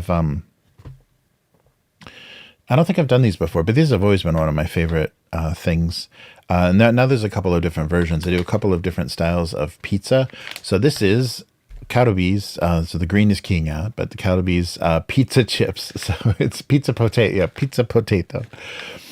So it's just potato chips, but instead of just flavoring it with like a powder, like a Doritos or some other, like the Lay's potato chip style, there's spices and there's sauce and cheese that they kind of put, because look at the chips themselves. So they kind of elaborate on that on the back, talking about they literally season the chip and then they spray it with cheese and sauce. So it's a much more it's a much nicer recreation. It's not just that like weird laboratory derived like powder that makes you like super thirsty and want to eat another one as fast as possible. So they have margarita pizza and a few other types of pizza. This is just their standard kind of pepperoni pizza. It's kind of just spicy. I think it's just going to be oregano, tomato sauce, and cheese, and a little bit of spice to imitate a kind of pepperoni. But as you can see, look at the chips themselves. Oh, nope, you can't. They are covered with cheese. So it's not just a weird powder. It's actually, oh, sorry, they're key. Yeah, I guess the yellow of the chip is close enough to green. But and it smells just like a pizza. So it's nice, like, but not like a good pizza, like a cheap, public school cafeteria pizza. Yeah, these are great. I'm curious what the other flavors they went. I think there's a spicier version, and then there's the maybe no spice, just cheese and maybe what's the basil? Whatever's on a margarita pizza. This is such a better way to do this because it doesn't have, you're still tasting a potato chip, but there's so much more. It's like dipping a potato chip. It's like scraping the top of pizza onto a potato chip. So it's just kind of a Ruffles looking corrugated, ridged corrugated. Rich potato chip, but they actually like season it, and it doesn't have that weird chemical like synthetic flavor that you're like, wow, that's very Cool Ranch, and then you're immediately like craving it again. It'd be interesting to see the assembly line with the cheese sprayer because it's just speckled with but really randomly. And it looks like, I guess they do both sides. Yeah, but these are great. Already just the potato chip itself is pretty good. It's a little bit, it's like a step above some of the other, like the potatoes they use or how they fry them or whatever is pretty nice.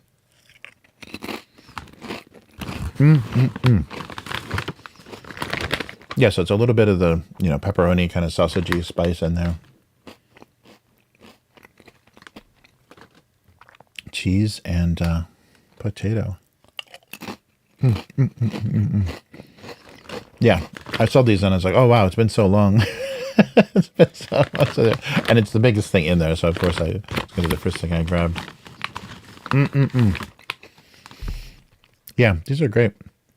So really, and I wonder though if it shortens the like shelf life, since they're actually like, putting cheese and stuff on it, as opposed to just a chip that has just like a powdered flavoring.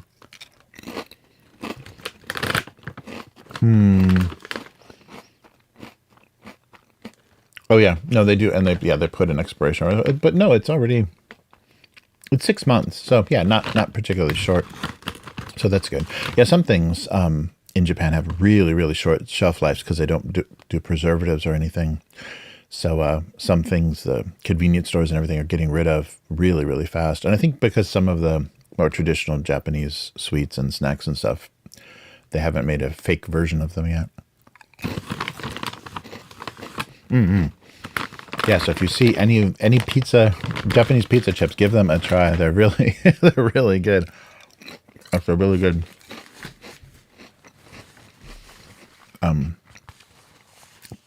Different from that kind of just only sprayed on powdery based thing. This is sprayed on cheese instead. But yeah, so they've got a few different flavors of this. It's just their standard pizza potato. Okay, how about one more before we get back to it? Maybe something sweet.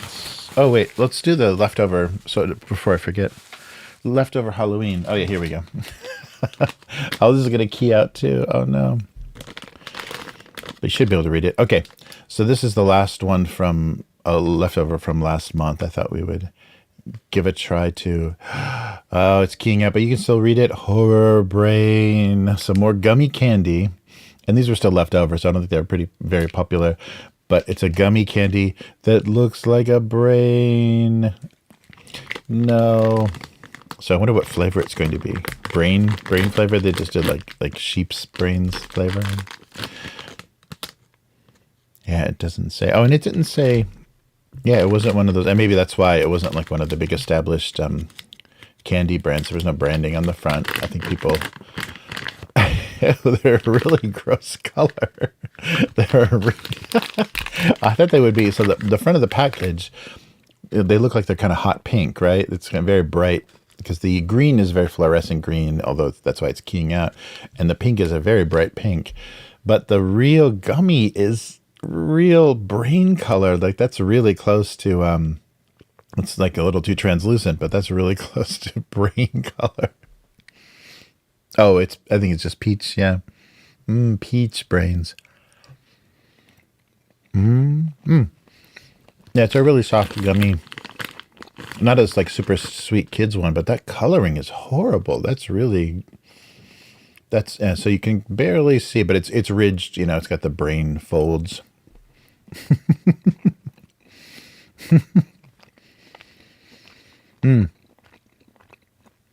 It's like one of those, yeah, I think it's supposed to be peach. It kind of has that flavor. It's hard to tell though, because they use like, everything has a base of like grape juice and everything in it.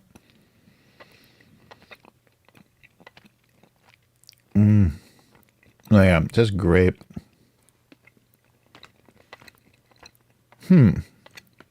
Oh, peach juice. Yeah. It's always everything, like all fruit flavors and stuff. It's always like an apple base or grape base. That's so funny. These are very odd. I can see why they didn't. I mean, if they were bright and crazy like they look on the front and more like bubblegum flavored or something, that might be a little bit more kid friendly. But they're not crazy sweet or anything. And they're just kind of creepy, chewy brains. So I guess for the gross out factor.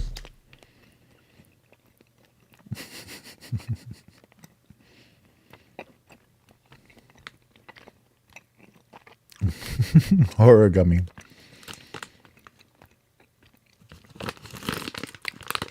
Yeah, but they taste decent. It's just like a very strange presentation, and maybe not a brand or anything that stood out for kids. So there we go. That was the last of October. It's like the leftover Halloween candy that almost makes it to Christmas.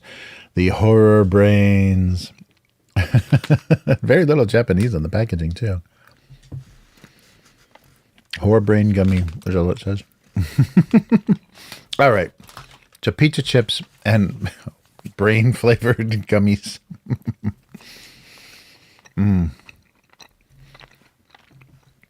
All right. Let's go back to do this. Oh, wow. Pancakes are considered special dinner here, says Abyss. Nice. Yeah, pancakes are very desserty here. There's a lot of cafes that serve pancakes with like fruit and syrup and stuff on them. So people don't think about pancakes as breakfast food for some reason. It's more of like a girls' cafe dessert item. All right.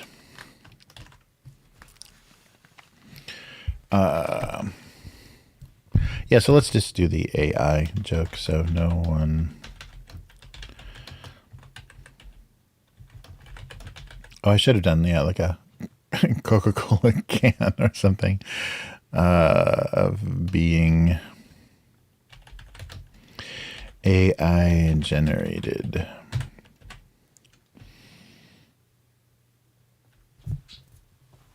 Right. No one could, no one would.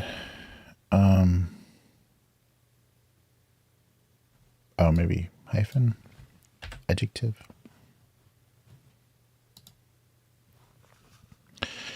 No one would accuse them of being AI generated. We'll see if there's a better joke in there somewhere. All right. Turning the jellied cranberry for support was a mistake. Maybe just cranberries. Turning to the jellied cranberries for support was a mistake. Something like that. Yeah, I rarely do the action lines in the cartoon, but I think it's necessary to know how wobbly. Oh, wow. So this is their pancake restaurants here, and they are as large as pizza. They're pizza size. Wow. That's crazy. Interesting. Yeah. Cheap breakfast. Yeah, right. Or everything on the side. That was the thing my wife was freaked out about, is like the, Perkins or Denny's or whatever, where every side, instead of French fries, every side was pancakes, and a side of pancakes. She's like, but I don't want plus pancakes is too much. This was already too much plus pancakes. Yeah, that was very funny. Yeah, Americans don't even bat an eye. Yeah, peach is definitely the best gummy flavor, Carolina. I think you're right. K5 wants the smooth ones. Nice. Oh, well, that'd be great. Yeah, giant pancakes would be great. All right. Okay. Turning to the jellied cranberries for support was a mistake. All right. Oh, yeah.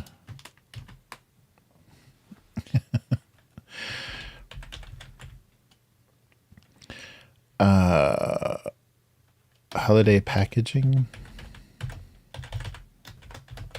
Am I using the exact same sentence structure? Packaging, yeah, didn't make them any less of a vice. Yeah, maybe it's not clear that that's supposed to be a beer and not... is there some way to suggest that? Yeah. I could do the... Yeah, maybe I'll do that. I'll do some white bubbly suds at the top. Just so it's clear it's beer and cigarettes and not diet soda, diet cola.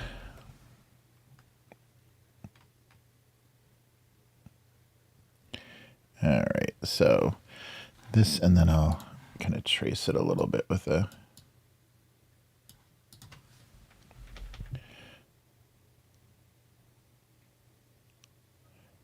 Get some definition here. Does that read as beer foam enough? I could put it here. No, we don't want to do that, but we do want to put some rendering on it.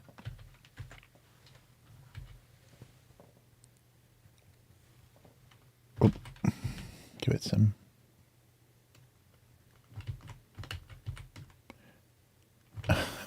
Come on. Give me back my...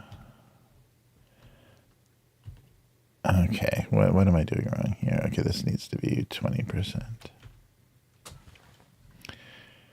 Come on. Really not very quick today.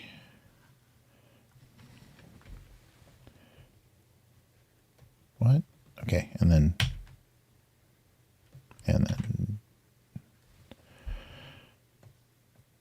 Oh. That's 20? Oh, I guess so, yeah. Oh, and the brush is 22, right? Yeah, that's what it was. Okay. A little bit. Well, at least it reads a little bit more like not. It could be really foamy ginger ale, I guess.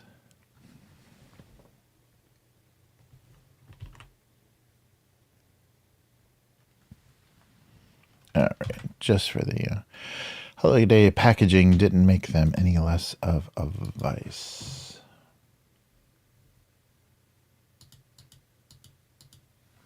Okay. So our wobbly, no support. Yeah. Was a mistake. Packaging, is that an extra space? Nope.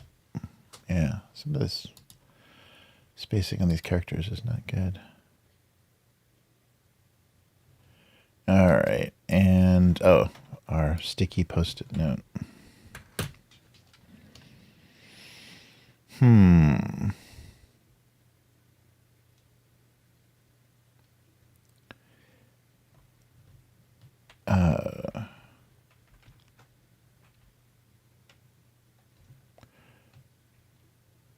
Let's see, something about like a clinginess or a not being able to leave.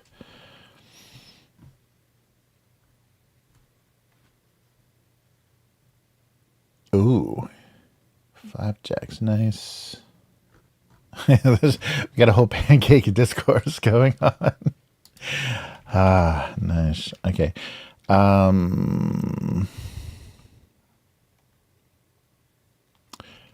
So with detachment anxiety,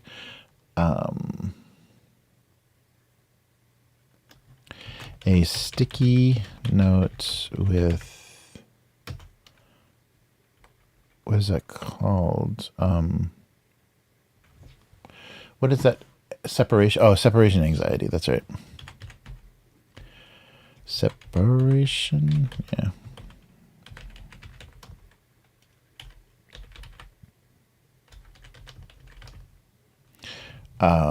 Not ruined. Maybe.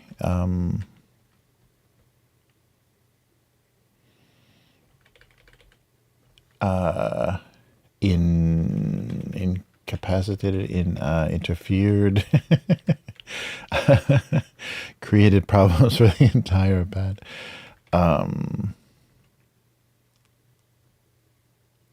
With separation anxiety, complicated note taking, or just defeated the purpose, defeated the entire pad.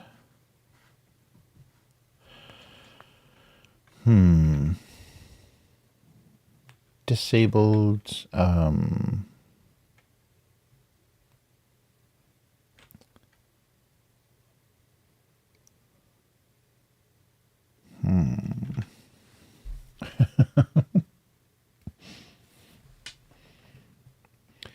was the worst possible situation. A sticky note with separation anxiety.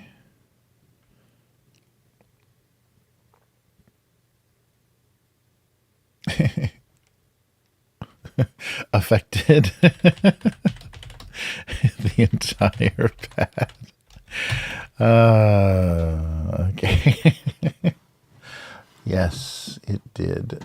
So it affected the entire pad. I want to do a little frown on the pad itself and maybe some writing on the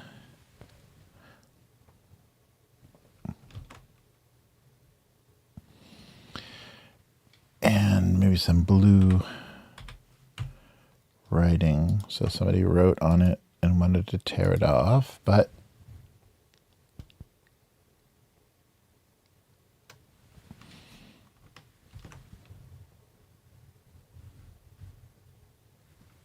and then fade that out a little bit. So somebody wrote a note of some consequence on there. Affected, ED. Okay, a sticky note with separation anxiety affected the entire pad. Let's run that real quick.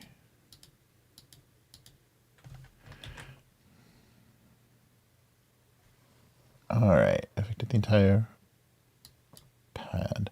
In order to accuse them of being AI generated, could or would?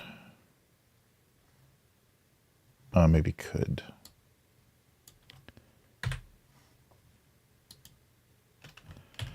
All right. The packaging didn't make them any less of a vice. And turning to jellied cranberries for support was a mistake. Nice. I think we did it. All right, let me make some JPEGs real quick. And then we'll take a look at the nonsense from earlier this month.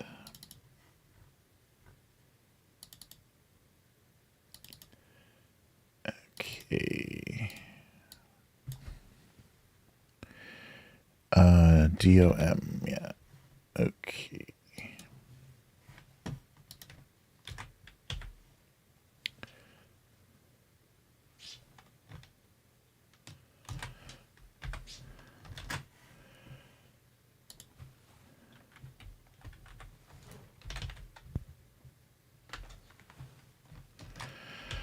All right. Yeah, I thought memes were a weird way for like the younger generations to like,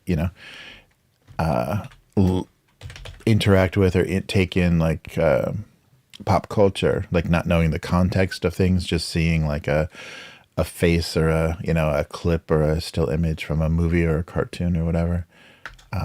But AI is going to make that even weirder. All right. Separation anxiety affected. Yeah. I think I spelled everything correctly. Wow. It's going to get even more bizarre. You only know something from like a twice removed context. Very strange. All right, let's revert. Yay. All right, so let's see what the previous stuff was like here. Oh yeah, I did a little tribute thing. So let's go to comments. Oh, I'm not here. Just a sec. Yeah, this is such a pain when the video capture doesn't work. Then any scene that it's in, hey, is lost. So I'm looking this way. No, I'm looking this way. I don't know. All right, let's just get out of the way. Get out of the way. Okay, there we go.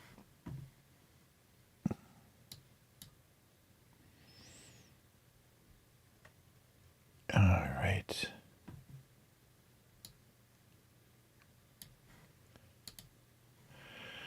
Okay, so here's the one from the 21st.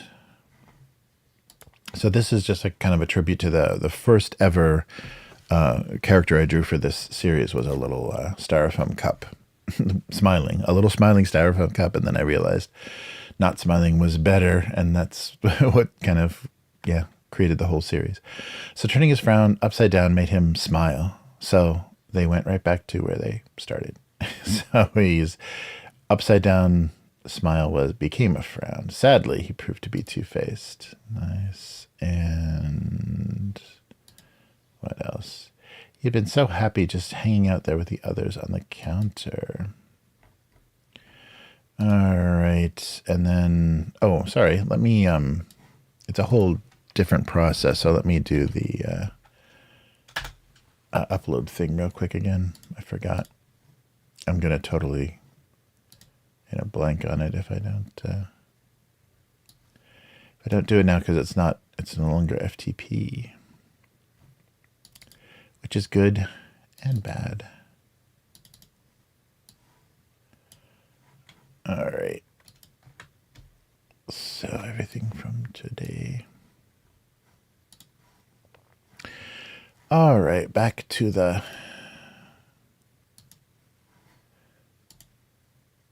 there we go.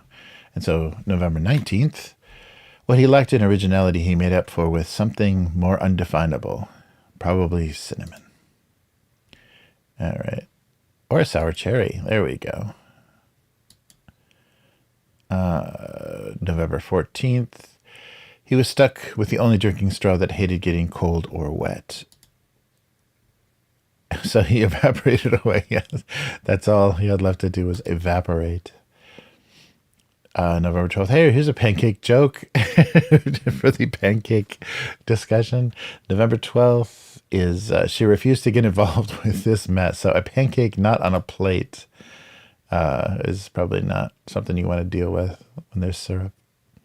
She simply found some bread and butter. Stand pat. A pat of butter. All right. And November 7th, he didn't see half a loaf destroyed as a victory. He didn't see half a loaf destroyed as a victory. There we go. A loaf of bread hit by a car. Bread tread. He's toast. Flatbread. There we go. Half a baked victory. Nice. And oh, here we go. The transitionary cartoon from October to November. Being iconic holiday candy was their bond. The candy corn and the candy cane. And did we do, I think we did, yeah, all the way through October 31st. The store-bought costume one, or did we? Because I guess I did these live, so yeah. Or did I? I must have by the end. Store-bought costume wanted to know when he would be a popular character again. It all comes back around, that retro thing. Repopular as if he died in real life. Everybody should go back to cheap plastic. Spend money on goodies. Yeah, there we go. Yeah, instead of these crazy costumes now, people do. Yeah, I think we did. Yeah, we went through all of these. At least you saw these all getting drawn. Uh-oh. Choking website. Try again.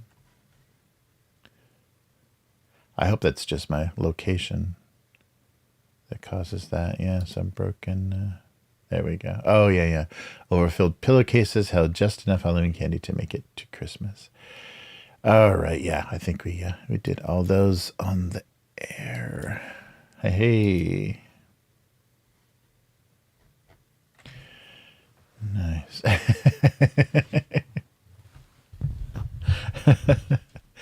Nice. Dutch cuisine. Okay, if I says something. Oh, a sticky note with separation anxiety. Oh, premature wrinkles is good. K5. Oh, sorry, I didn't see that. Yeah, that's good. Nice. Yeah, yeah. That's perfect for the wrinkly. Yeah, it was just like somebody had obviously tried to take it off many times and it just held tight. Nice.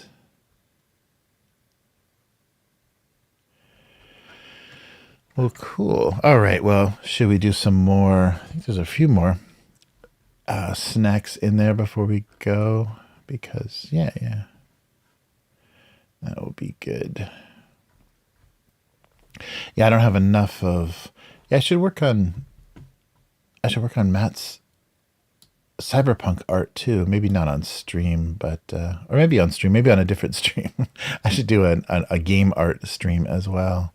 Because I could go on the Abusecartoons channels as well. Nice.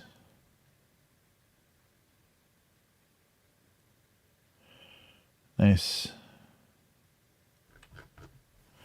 All right. Yeah, let's hop back into the convenience store and see what else I found. No, it's not just an excuse for me to eat more chips. I'm trying the chips key out a little bit. Ghost chips. They're not that translucent, see? No.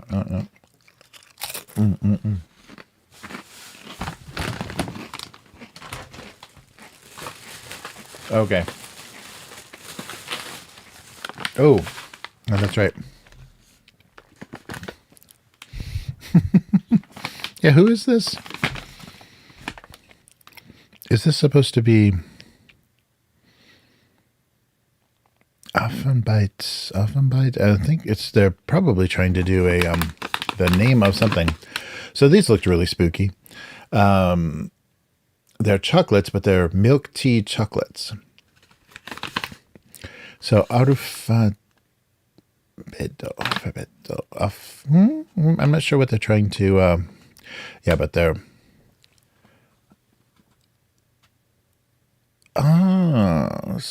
So great. I'm trying to figure out what the gimmick is. So this milk tea is a very common. Like if you want, they will give you the. Oh, these are like grandma candies. I should have guessed from the from the label. Oh, and there's a little cross section on the back here as well. So milk and tea. So it's. I think they're. It's not English that they're using another language. So yeah, these are just like little weird chocolates, little medical style looking chocolates, but they're supposed to have milk tea inside. Like it's supposed to be like a tea flavor and a milk flavor. So I was really curious how strange they were.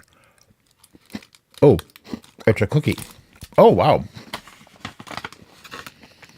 Wait. Oh, that's what the saku saku is. Crunchy. Sakusaku is crunchy. Milk tea chocolate inside. Yeah, it's a very strong milk tea flavor.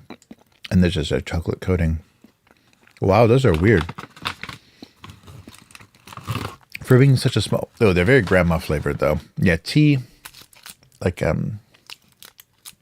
just black tea and chocolate with milky taste is not a good combination. It reminds me of why I didn't like tea as a kid, like as a little kid. It always had that like weird dead leaves, old lady taste for when I was a kid.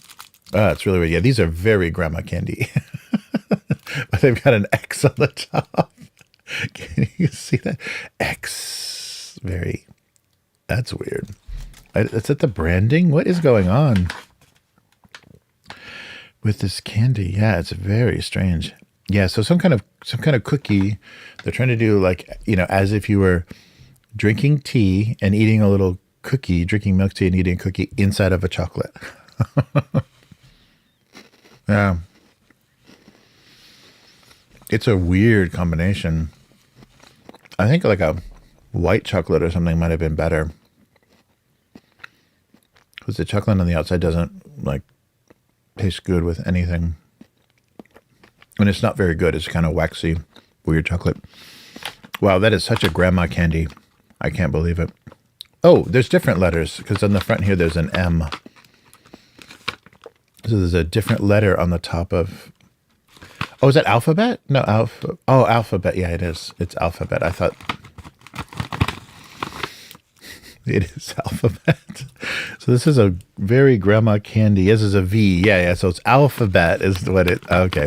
I thought they were trying to say something odd and cultured. Yeah, an E. Yeah, alphabet milk tea flavored chocolates. Something only your grandmother would have around to make you spell words. That's really weird. Alphabet. That was the last word I expected that to be. Okay. Well, we have alphabet milk tea chocolate candies. And what's the final deal here? Oh, here we go. This is something they do really well, so I hope this is a good one. And this is, it's not a big brand either. Sweet Teen. The Sweet Teen Company brings you fruit and chocolate. So there's a lot of really good dried fruit and like chocolate covered dry fruit in Japan, and even fresh fruit. But that's really expensive. So I thought this might be worth a try. So strawberry, strawberry fruits chocolate. So it's just going to be, and it looks like a strawberry flavored white chocolate. So it's like strawberry chocolate covering strawberries. So we'll see if the sweetness helps the sweetness or not. They're very hard to open. Yeah, Sweet Teen, huh? Okay, so these aren't individually wrapped. Oh, and they're odd little. Yeah, so the chocolate itself is not very shiny. Oh, very soft.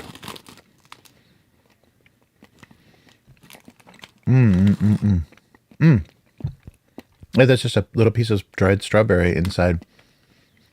Chocolate itself is like white chocolate, but it is like strawberry flavored white chocolate.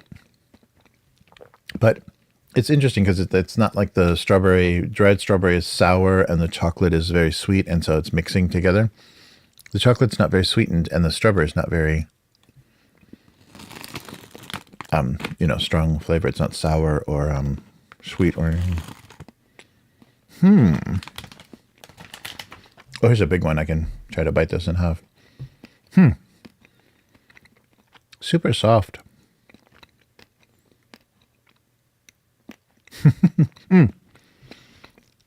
I'm hitting seeds. So it is just a piece of strawberry. That's so funny. Oh, yeah.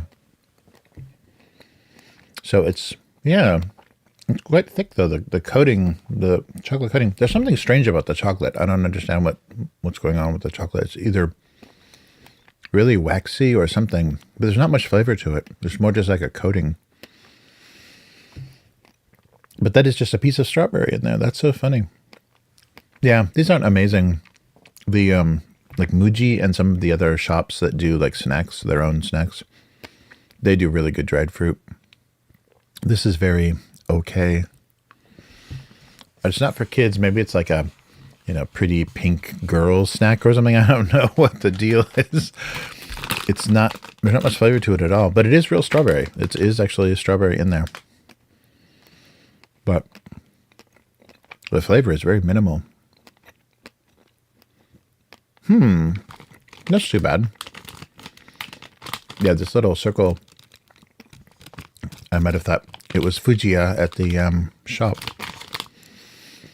But it's a totally different 17, or sweet teen. Yeah, but it is strawberry because there's seeds inside the chocolate. It's funny. Not great. Well, these were really bad. Not really bad, but like really grandma flavor. And these didn't have much flavor. So that's too bad. A couple of things that stood out, like, okay, that might be worth a shot. And it wasn't all gummies. The gummy section is getting bigger and bigger. I don't know why. At the convenience store I usually shop at. And so I didn't want to bring even more strange gummy experiments. Okay, so the pizza chips win. Easily. Ooh. Covered in dark chocolate and yogurt. That sounds good.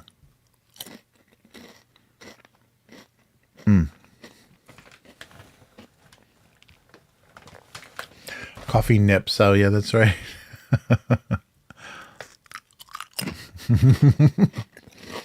Yeah, not flavored like eating a grandma, but there's just like, a flavor that your grandma would think, this is pretty good. Those are weird combinations, or those like liqueur-filled chocolates. Only old people could like that from a totally different generation. That's the worst combination. I really hate alcohol, especially cheap alcohol and chocolate. Ugh. It's the worst. This is a simulation of me standing in a convenience store in Japan just eating something you could never do. I've never seen that. Like how you see some people walking around eating things in grocery stores, and it's just like they open a package and while they're shopping, they're eating something. I've never seen that here. So this is a very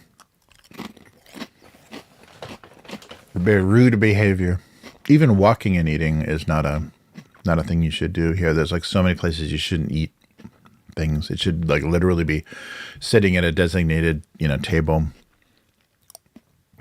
Like a little, cafe table or a table in a park or something. You shouldn't, like on the train, walking, there's like so many places. And people still do. Mostly tourists and mostly like young kids that are just like, got something to prove. You can just watch me eat this whole bag of chips for the rest of the stream. Well, that's too bad. Those are some interesting random picks that went very, very poorly. Too bad. But Christmas stuff should be showing up more, so we can play around with some. What they think of as Christmas snacks. Oh, Abyss has a question. Not sure I'm allowed to ask or type it. Oh, sure. It has to do with shopping in Japan. Sure. Yeah. That's fine.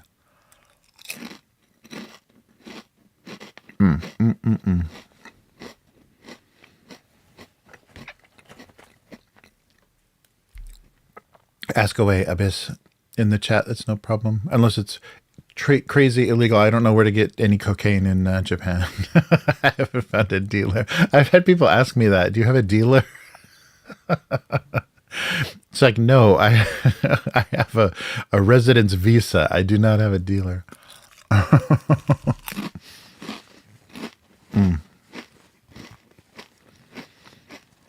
K5. Yeah, Matt, get the band hammer ready.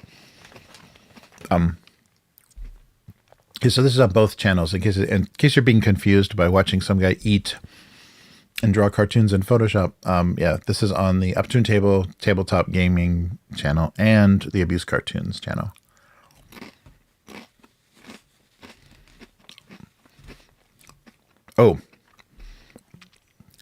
Oh, vending machines.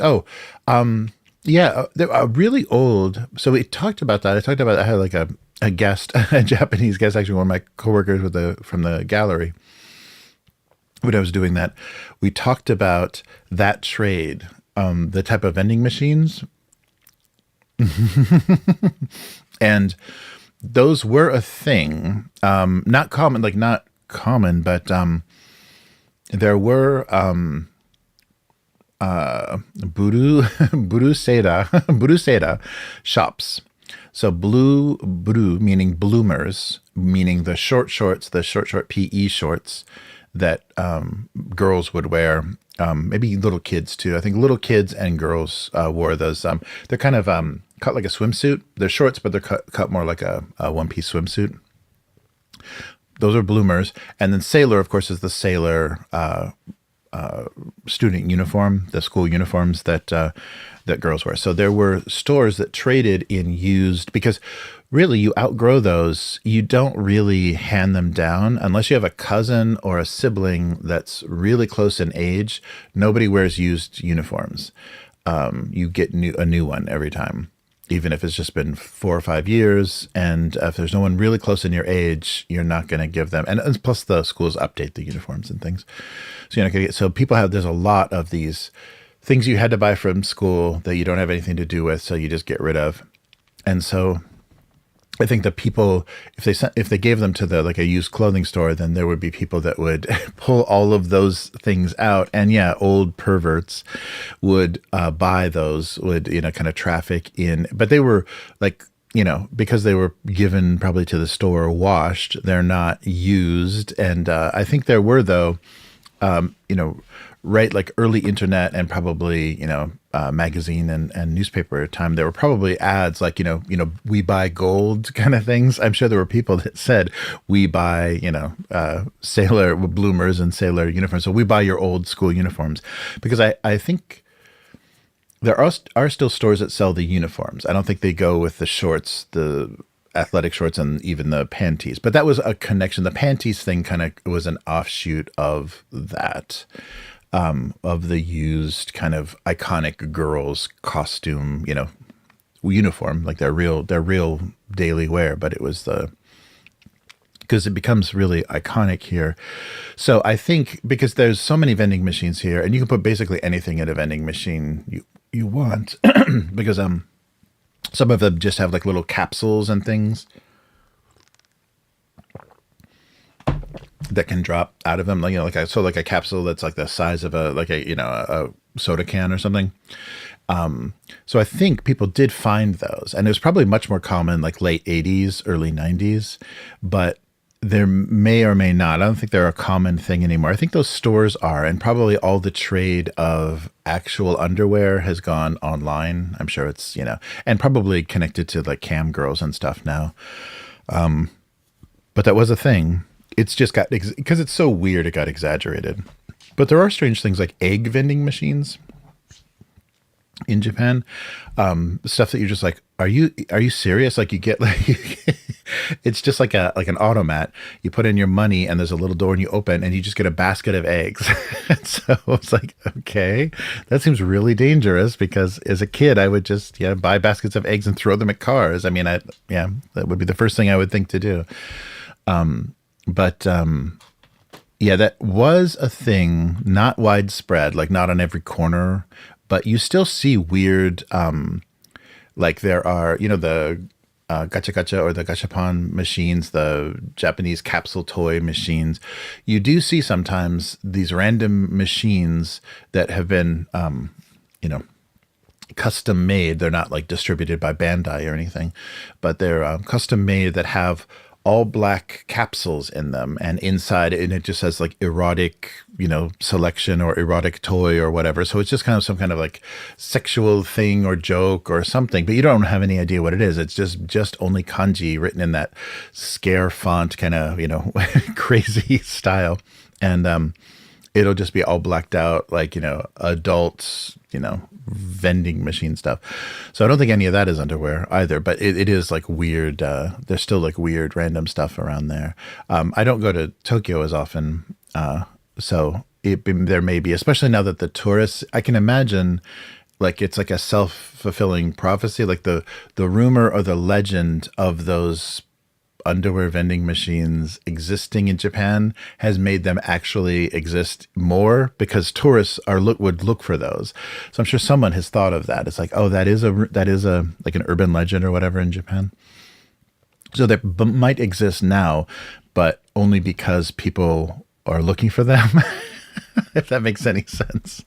And who knows what's even in there. But yeah, they because the adult, that's the strange thing about adult stuff in Japan, is it's very mixed in. Like all the video stores had the little swinging saloon doors to the over 18 section. So they had the adult video section to every video store. And so a lot of the, hobby goods and the character goods, kind of like the, anime stuff and everything. If it's a building that has many floors, the higher you go up, eventually you're going to hit the adult, floor of the shop. So they're kind of all mixed in there. So if you don't know that and you just kind of, let's see what's on the next floor. Let's see what's on the next floor. Eventually you get to the porn section of every building. And that's a little weird, but that means the stuff is much more mixed in. Like it's not as segregated. I don't think they would let kids, like it's strictly 18, so they won't let kids hang out on those floors. But it's in an area where kids probably are looking for their, anime clear files or whatever. Yes, I really do think, I bet now you could find them, but it's only because people think that they're here. It's like that time travel story, that bootstrap time travel thing. It's like, wait a minute, this only exists because you went back into the future you went to the future to create it. And it, so it's this like weird thing that it created itself. So, I've never seen them. I've seen a lot of weird vending machines, but I've never seen specifically that before. But sometimes in the narrow buildings that have, they almost look like fire escapes, but the stairs, if there's no elevator, they just have a series of stairs and landings that go up to every floor. And sometimes they'll stick weird vending machines on those floors. And they're just kind of like, near shops. They're not near like sex clubs or, as far as maybe they are, I don't know. They're not near sex clubs or in like any weird location. They're usually near shops that sell just like, weird figures and, the weird plastic statues and stuff. But I don't know anybody that was into anything like that, or even, maybe nobody talks about it, but anybody that ever was looking for stuff like that. So I don't know if they ever found it. But I know back in the 80s and 90s that shops selling girls' school uniforms was a thing. And probably now it's more for cosplay or even like, cross-dressing kind of stuff. Because the uniforms are really well made. They're super expensive when you have to buy them for your kid. They're super expensive and they're really well made. So it's a shame to just throw them out. So a lot of people want to, recycle them. So they, sell them to shops or just give them to shops. But then that started the trade of, because every school has a different style of uniform. So you identify. And if you have a memory, like you had a crush on a girl that went to this school and she never talked to you, I'm sure some guy would buy that uniform just to, I don't know, do whatever with it. But it's a funny thing. But that kind of arrested development of like fixation with junior high school and high school. And so then everything, all the signifiers and the visual stuff from there. So school uniforms and, PE suits and the school swimsuits and stuff. Like that's where especially adolescent boys, that's where their sexuality forms. And I think kind of freezes at 15 in a lot of people's cases here. So those things become so iconic and so fetishized, the things that they remember. They first saw a girl's developing figure and she was wearing this, swimsuit. And so they get so locked in there. And you see that in anime and stuff too. The scene with the guy with the bloody nose just bursting with the blood because it's his first kind of like, oh my God, experience. But some people really stay locked into that. So they can, just the way they resell you your childhood, they can resell you the first exciting thing you ever saw in your life as a, junior high school kid. Mm. Yeah, they really do. That's right. Carolina is right. They're really exporting it all. And I really think some of the fetishy kind of, a little bit perverted stuff that Japan exports is lost in translation and is making people even weirder. Like how it fits into a foreign culture is even more bizarre than how, why or how it's used, why it was created or how it was used in a Japanese culture. Because it has, you can see the connections. You kind of understand why Japan does what it does in some cases, but then you take that kind of thing and you send it away somewhere to a different culture with different, kind of thinking about women and sex and things, and it gets weird. It gets like really lost in translation and way too fetishy, I think. I don't know. Yeah. Yeah, it's strange. It's very strange. And it's funny because I think maybe it's useful. Maybe it's working well for some people. Like some people obsessed with anime, like they like the characterization. They like how, certain types of people are portrayed, but I think they're kind of misreading things in a lot of ways and finding kind of validation for themselves in weird behavior of characters that's just supposed to be humorous. In Japan, it's just supposed to be humorous. But in America, or like in American Western countries, Western cultures, or not even necessarily Western cultures, all cultures outside of Japan might be identifying and finding some kind of personal identification with really odd stuff that's like me. It's like, no, I really hope it's not, but if that's how you feel, okay. But there is a bit of confusion there, some gender clash and lost in translation kind of stuff.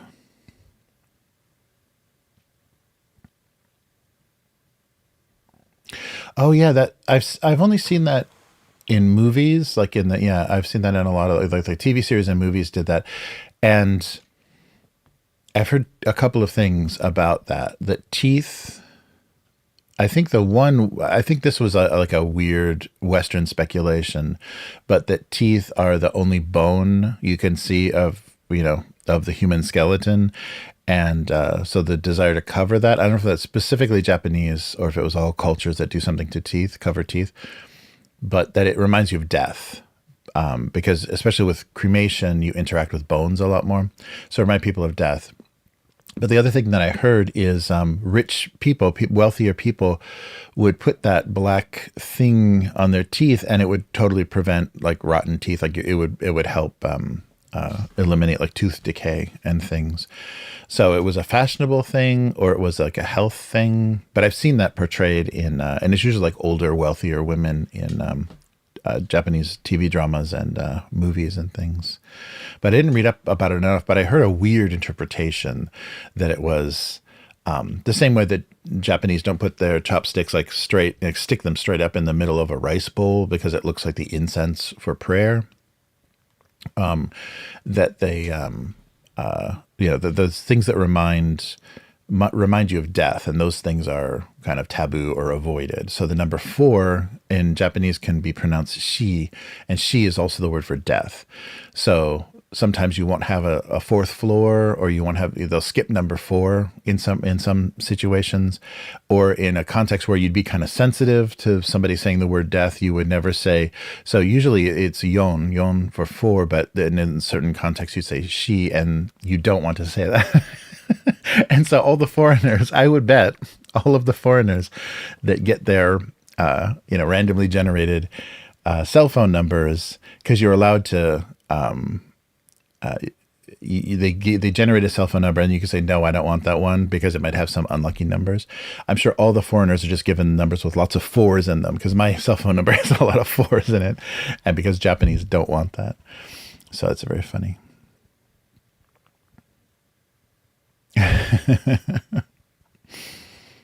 Yeah, it's very funny. Yeah, but I'm not sure.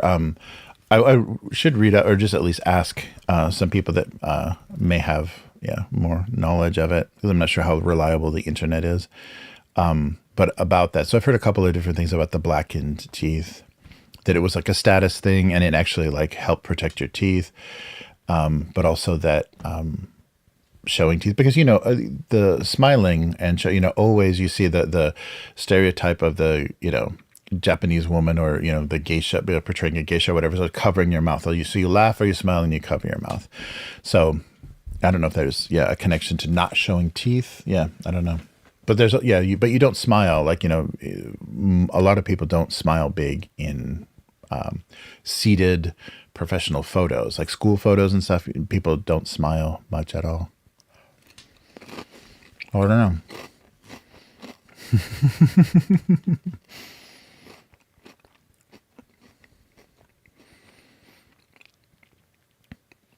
Oh, sorry. Explain the foot fetish next. Yeah, I think China has much more foot fetish than Japan. I mean, Japan is very foot fetishy, but I don't think Japan ever did foot binding or anything. But they do have a cute, there's definitely like cute walking and cute style, which is kind of opposed to so kind of pigeon toed is cute in Japan, and a lot of characters, like, cute characters are drawn that way, and a lot of girls stand that way. But more recently too, to be like Western or to appear strong, having that more, what is it, duck footed, like wider, toes facing pointed out walk is becoming more popular. But that looks very wrong with traditional Japanese clothes, and it also it's kind of like walking more like a fashion model, like a runway model. And so some girls are doing that, young girls are doing that, and it looks really weird and aggressive, but it doesn't fit a lot of Japanese style, especially the cute style. So that's very interesting. I'm seeing more and more of that weird. And a lot of Japanese girls don't know how to walk in heels. It's really weird. So you see girls with their knees bent, kind of like just sliding their feet forward because they got some real crazy, like 4 or 6 inch heel that they cannot walk in at all. So they're just kind of sliding around in their shoes. So nobody taught them how to walk in heels, but it's a cute style, or it's part of like a, Gothic Lolita cosplay they're doing or something, and they can't walk in heels. It's very funny. Hmm.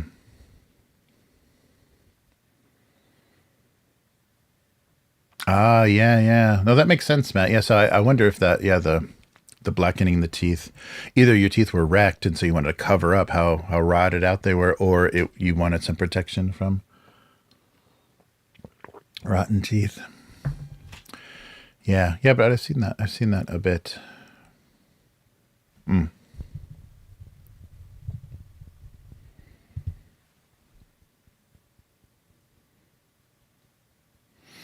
Head on to character stereotypes. Oh, I just think Japan really loves shorthand. Like how in their entertainment and stuff, they don't want any gray heroes or figuring out who's the good guy, who's the bad guy. They really love stereotypes, like a character type, and it may even come from like theater traditions and stuff.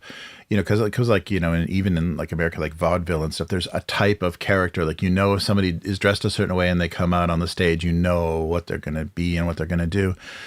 But I think Japan really likes that in their entertainment, and even in like visual style in manga. There's so many of those iconic shorthand, like somebody's nervous, they've got a big sweat drop, like, on the back of their head. If they're angry, they've got that like, 4 angles, 4 right angles that make something that looks like a popping vein, like in your temple. So that they've got a like an icon for an angry symbol, or the blushing cheeks, or the bloody nose, like if your nose is bloody, you're excited or titillated. They really like that quick and easy to understand, no nuance stuff. And even their a lot of their shows, either comedy or drama shows, it will literally be the same format again and again and again. So very comforting and very formulaic and very understandable. And nothing's going to surprise you because it always kind of ends the same way. So a little bit different way to get there, but it's the same story structure and everything. So there's a lot of that, and it may just come from what were the popular sorts of entertainment before television and radio and everything kind of modernized storytelling. But I think they really like that, because it just the same way that like Indian cinema will have so many different genres in a single movie. Like people want that. They want a variety of entertainment. I think Japanese people want, like they don't want to be figuring stuff out. They just want to enjoy we hate this guy. Oh, this guy's funny. Oh, he's so handsome. They really want that very easily identifiable kind of stereotypes. And so then you know, how Western images of Western people fit into that is odd because they'll go with racial stereotypes, or they'll go with like some kind of, they'll make some strange choices that I don't think culturally is the stereotype that everybody agrees on, but sometimes they'll do weird things that yeah, for the outside outside Japan looks crazy. But yeah, they really like that no guessing kind of entertainment, and I think it comes from like a love of like melodrama, and a lot of the theater traditions here are, oh, here comes the old woman, and she's identified. You know, you've even seen that with the kind of iconic theater masks of the different characters. You know, this is this type of character, and they sing this song, and they do this. And yeah, they just, it's some, I think it's just something very comforting and the easy to decode. And that's why maybe that's made some people uncomfortable. Like, you noticed in anime, a lot of times the villain will be this like gender fluid, or, you know, like reading as transsexual or transgender type. So sometimes that, I think, and that comes in some certain traditions, but that like reads really strange in the West to see that. But they do that often, is they make someone that's supposed to be evil like not easily readable, as, you know, their gender is not readable, they're more non-binary, and that makes I think people now a little bit more like, what are you doing? But they like that shorthand. Yeah, right. They hate the new Penguin show. What the hell is going on? But some Japanese people do really like Western entertainment for those reasons, because it's challenging, you know, and it's like you feel a certain way about a character, and they're a bad guy. But I don't think that's the case of, you know, it's just kind of very general mass entertainment, and the origins of it, I think there's a lot more, you know, complicated stuff, like Death Note and stuff is those kind of ideas are morally complicated stories without kind of stereotypical characters, where someone, you know, is given the ability to kill anybody they want, and so does that make them a villain or not? Or so they have some, you know, interesting storylines like that. Oh yeah. Eights. Chinese love eights. Yeah, it's fun. Yeah, it's a lot of crazy stuff, and it's really weird how it gets exported, and why it's popular. And so it's funny, I heard that some people are buying old schools. So some schools in Japan, the populations in some like rural areas are getting so low that they have that they can just put everybody kind of in one building. So they have these empty schools, and there's no motivation. The land's not particularly valuable. There's no money to really knock it down and do something else with it. So some people are buying these schools and doing like for tourists, and doing like a Japanese like school experience.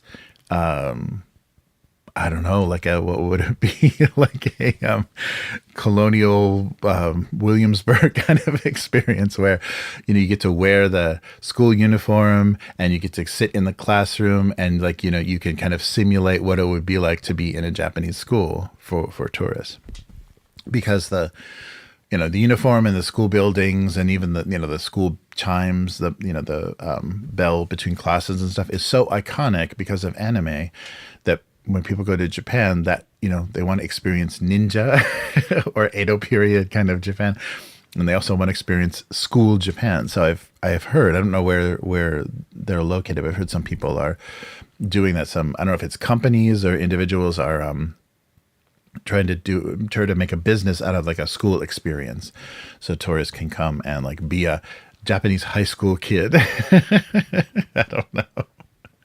It's odd. But yeah, it's a interesting use of kind of dying, the areas that are kind of dying in school. But it is so weird that I noticed that when I first was in a Japanese public school. It's like, oh, this is all so familiar to me. I've never been here before, but it's so familiar how they name the classes, how everything looks, the wood floors, the shoe boxes, everything from anime, from watching anime. And movies and stuff too. They are obsessed with that, era of life. Yeah, and I guess because it's such a shared experience too. It looks the same. It's looked like Japanese schools have looked the same. It's probably since the war. So, like 75, 80 years, they have looked very similar because you even see pre-war Japan and the school uniforms and the buildings, they don't look much different than now.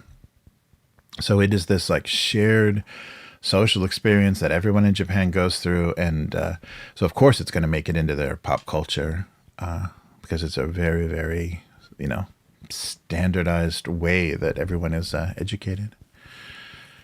It's funny. Oh, yeah. Matt saying that the stereotype thing is from Japan being culturally homogenous. The more they open up, the more they're breaking those cliches. And oh, yeah, yeah, yeah. The more they open up, the more breaking of those cliches in entertainment you'll see. Yeah, yeah. Well, I think that's true. That's a very good point because yeah, there was a weird sameness. So that's what makes, and that's partially, I think, what makes the kind of pervert thing, the fetishizing kind of pervert thing more intense too, because like all the girls in your class look relatively the same. They have the same hair, the same eye color. They may style the hair a little differently or whatever, the same skin color, like the features are very similar. So you really focus on the tiny differences, like every little tiny difference is so, there is something that guys obsess over a lot more. And like, skin quality and stuff is really, really, that's like for guys, that's the most important thing. Not eyes, not legs, no body part, skin. Like, what? That was really interesting for me. It's like guys obsessed with the quality of a girl's skin. Yeah. That's, very, very funny. But yeah, no, I think that's a good point, Matt. You're going to see that all go away as the culture has to support, more and more open, more and more variety. I'm forgetting I'm on camera. I'm shoveling chips in my face. All right. Well, thanks, Abyss. That was fun to talk a little Japan afterwards.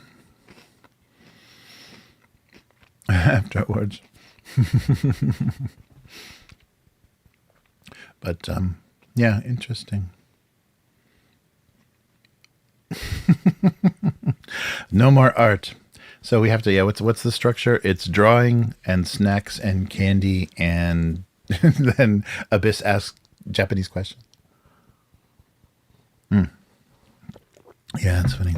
But I think that, everyone being so similar does create a lot of, and also creates weird ways that people want to differentiate themselves. You see a lot of blonde Japanese now because as soon as they get out of school, they can do whatever they want with their fashion, and they often bleach their hair.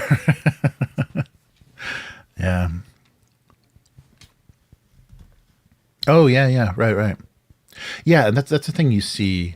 So a lot of the first time I saw a photo of this outside of a beauty salon, like kind of an esthetician kind of beauty treatment salon, I saw a girl laying back, under a towel with a straight razor being drawn across her cheek, and it looked like a horror movie. It looked horror. I mean, it wasn't lit like that, but it looked like something from a horror movie. Like she didn't know the person was holding a straight razor, but because of makeup styles, and especially like the heavy, like a Maiko and geisha, the makeup that they wear, they're trying to look like porcelain. They're trying to make their skin look like porcelain.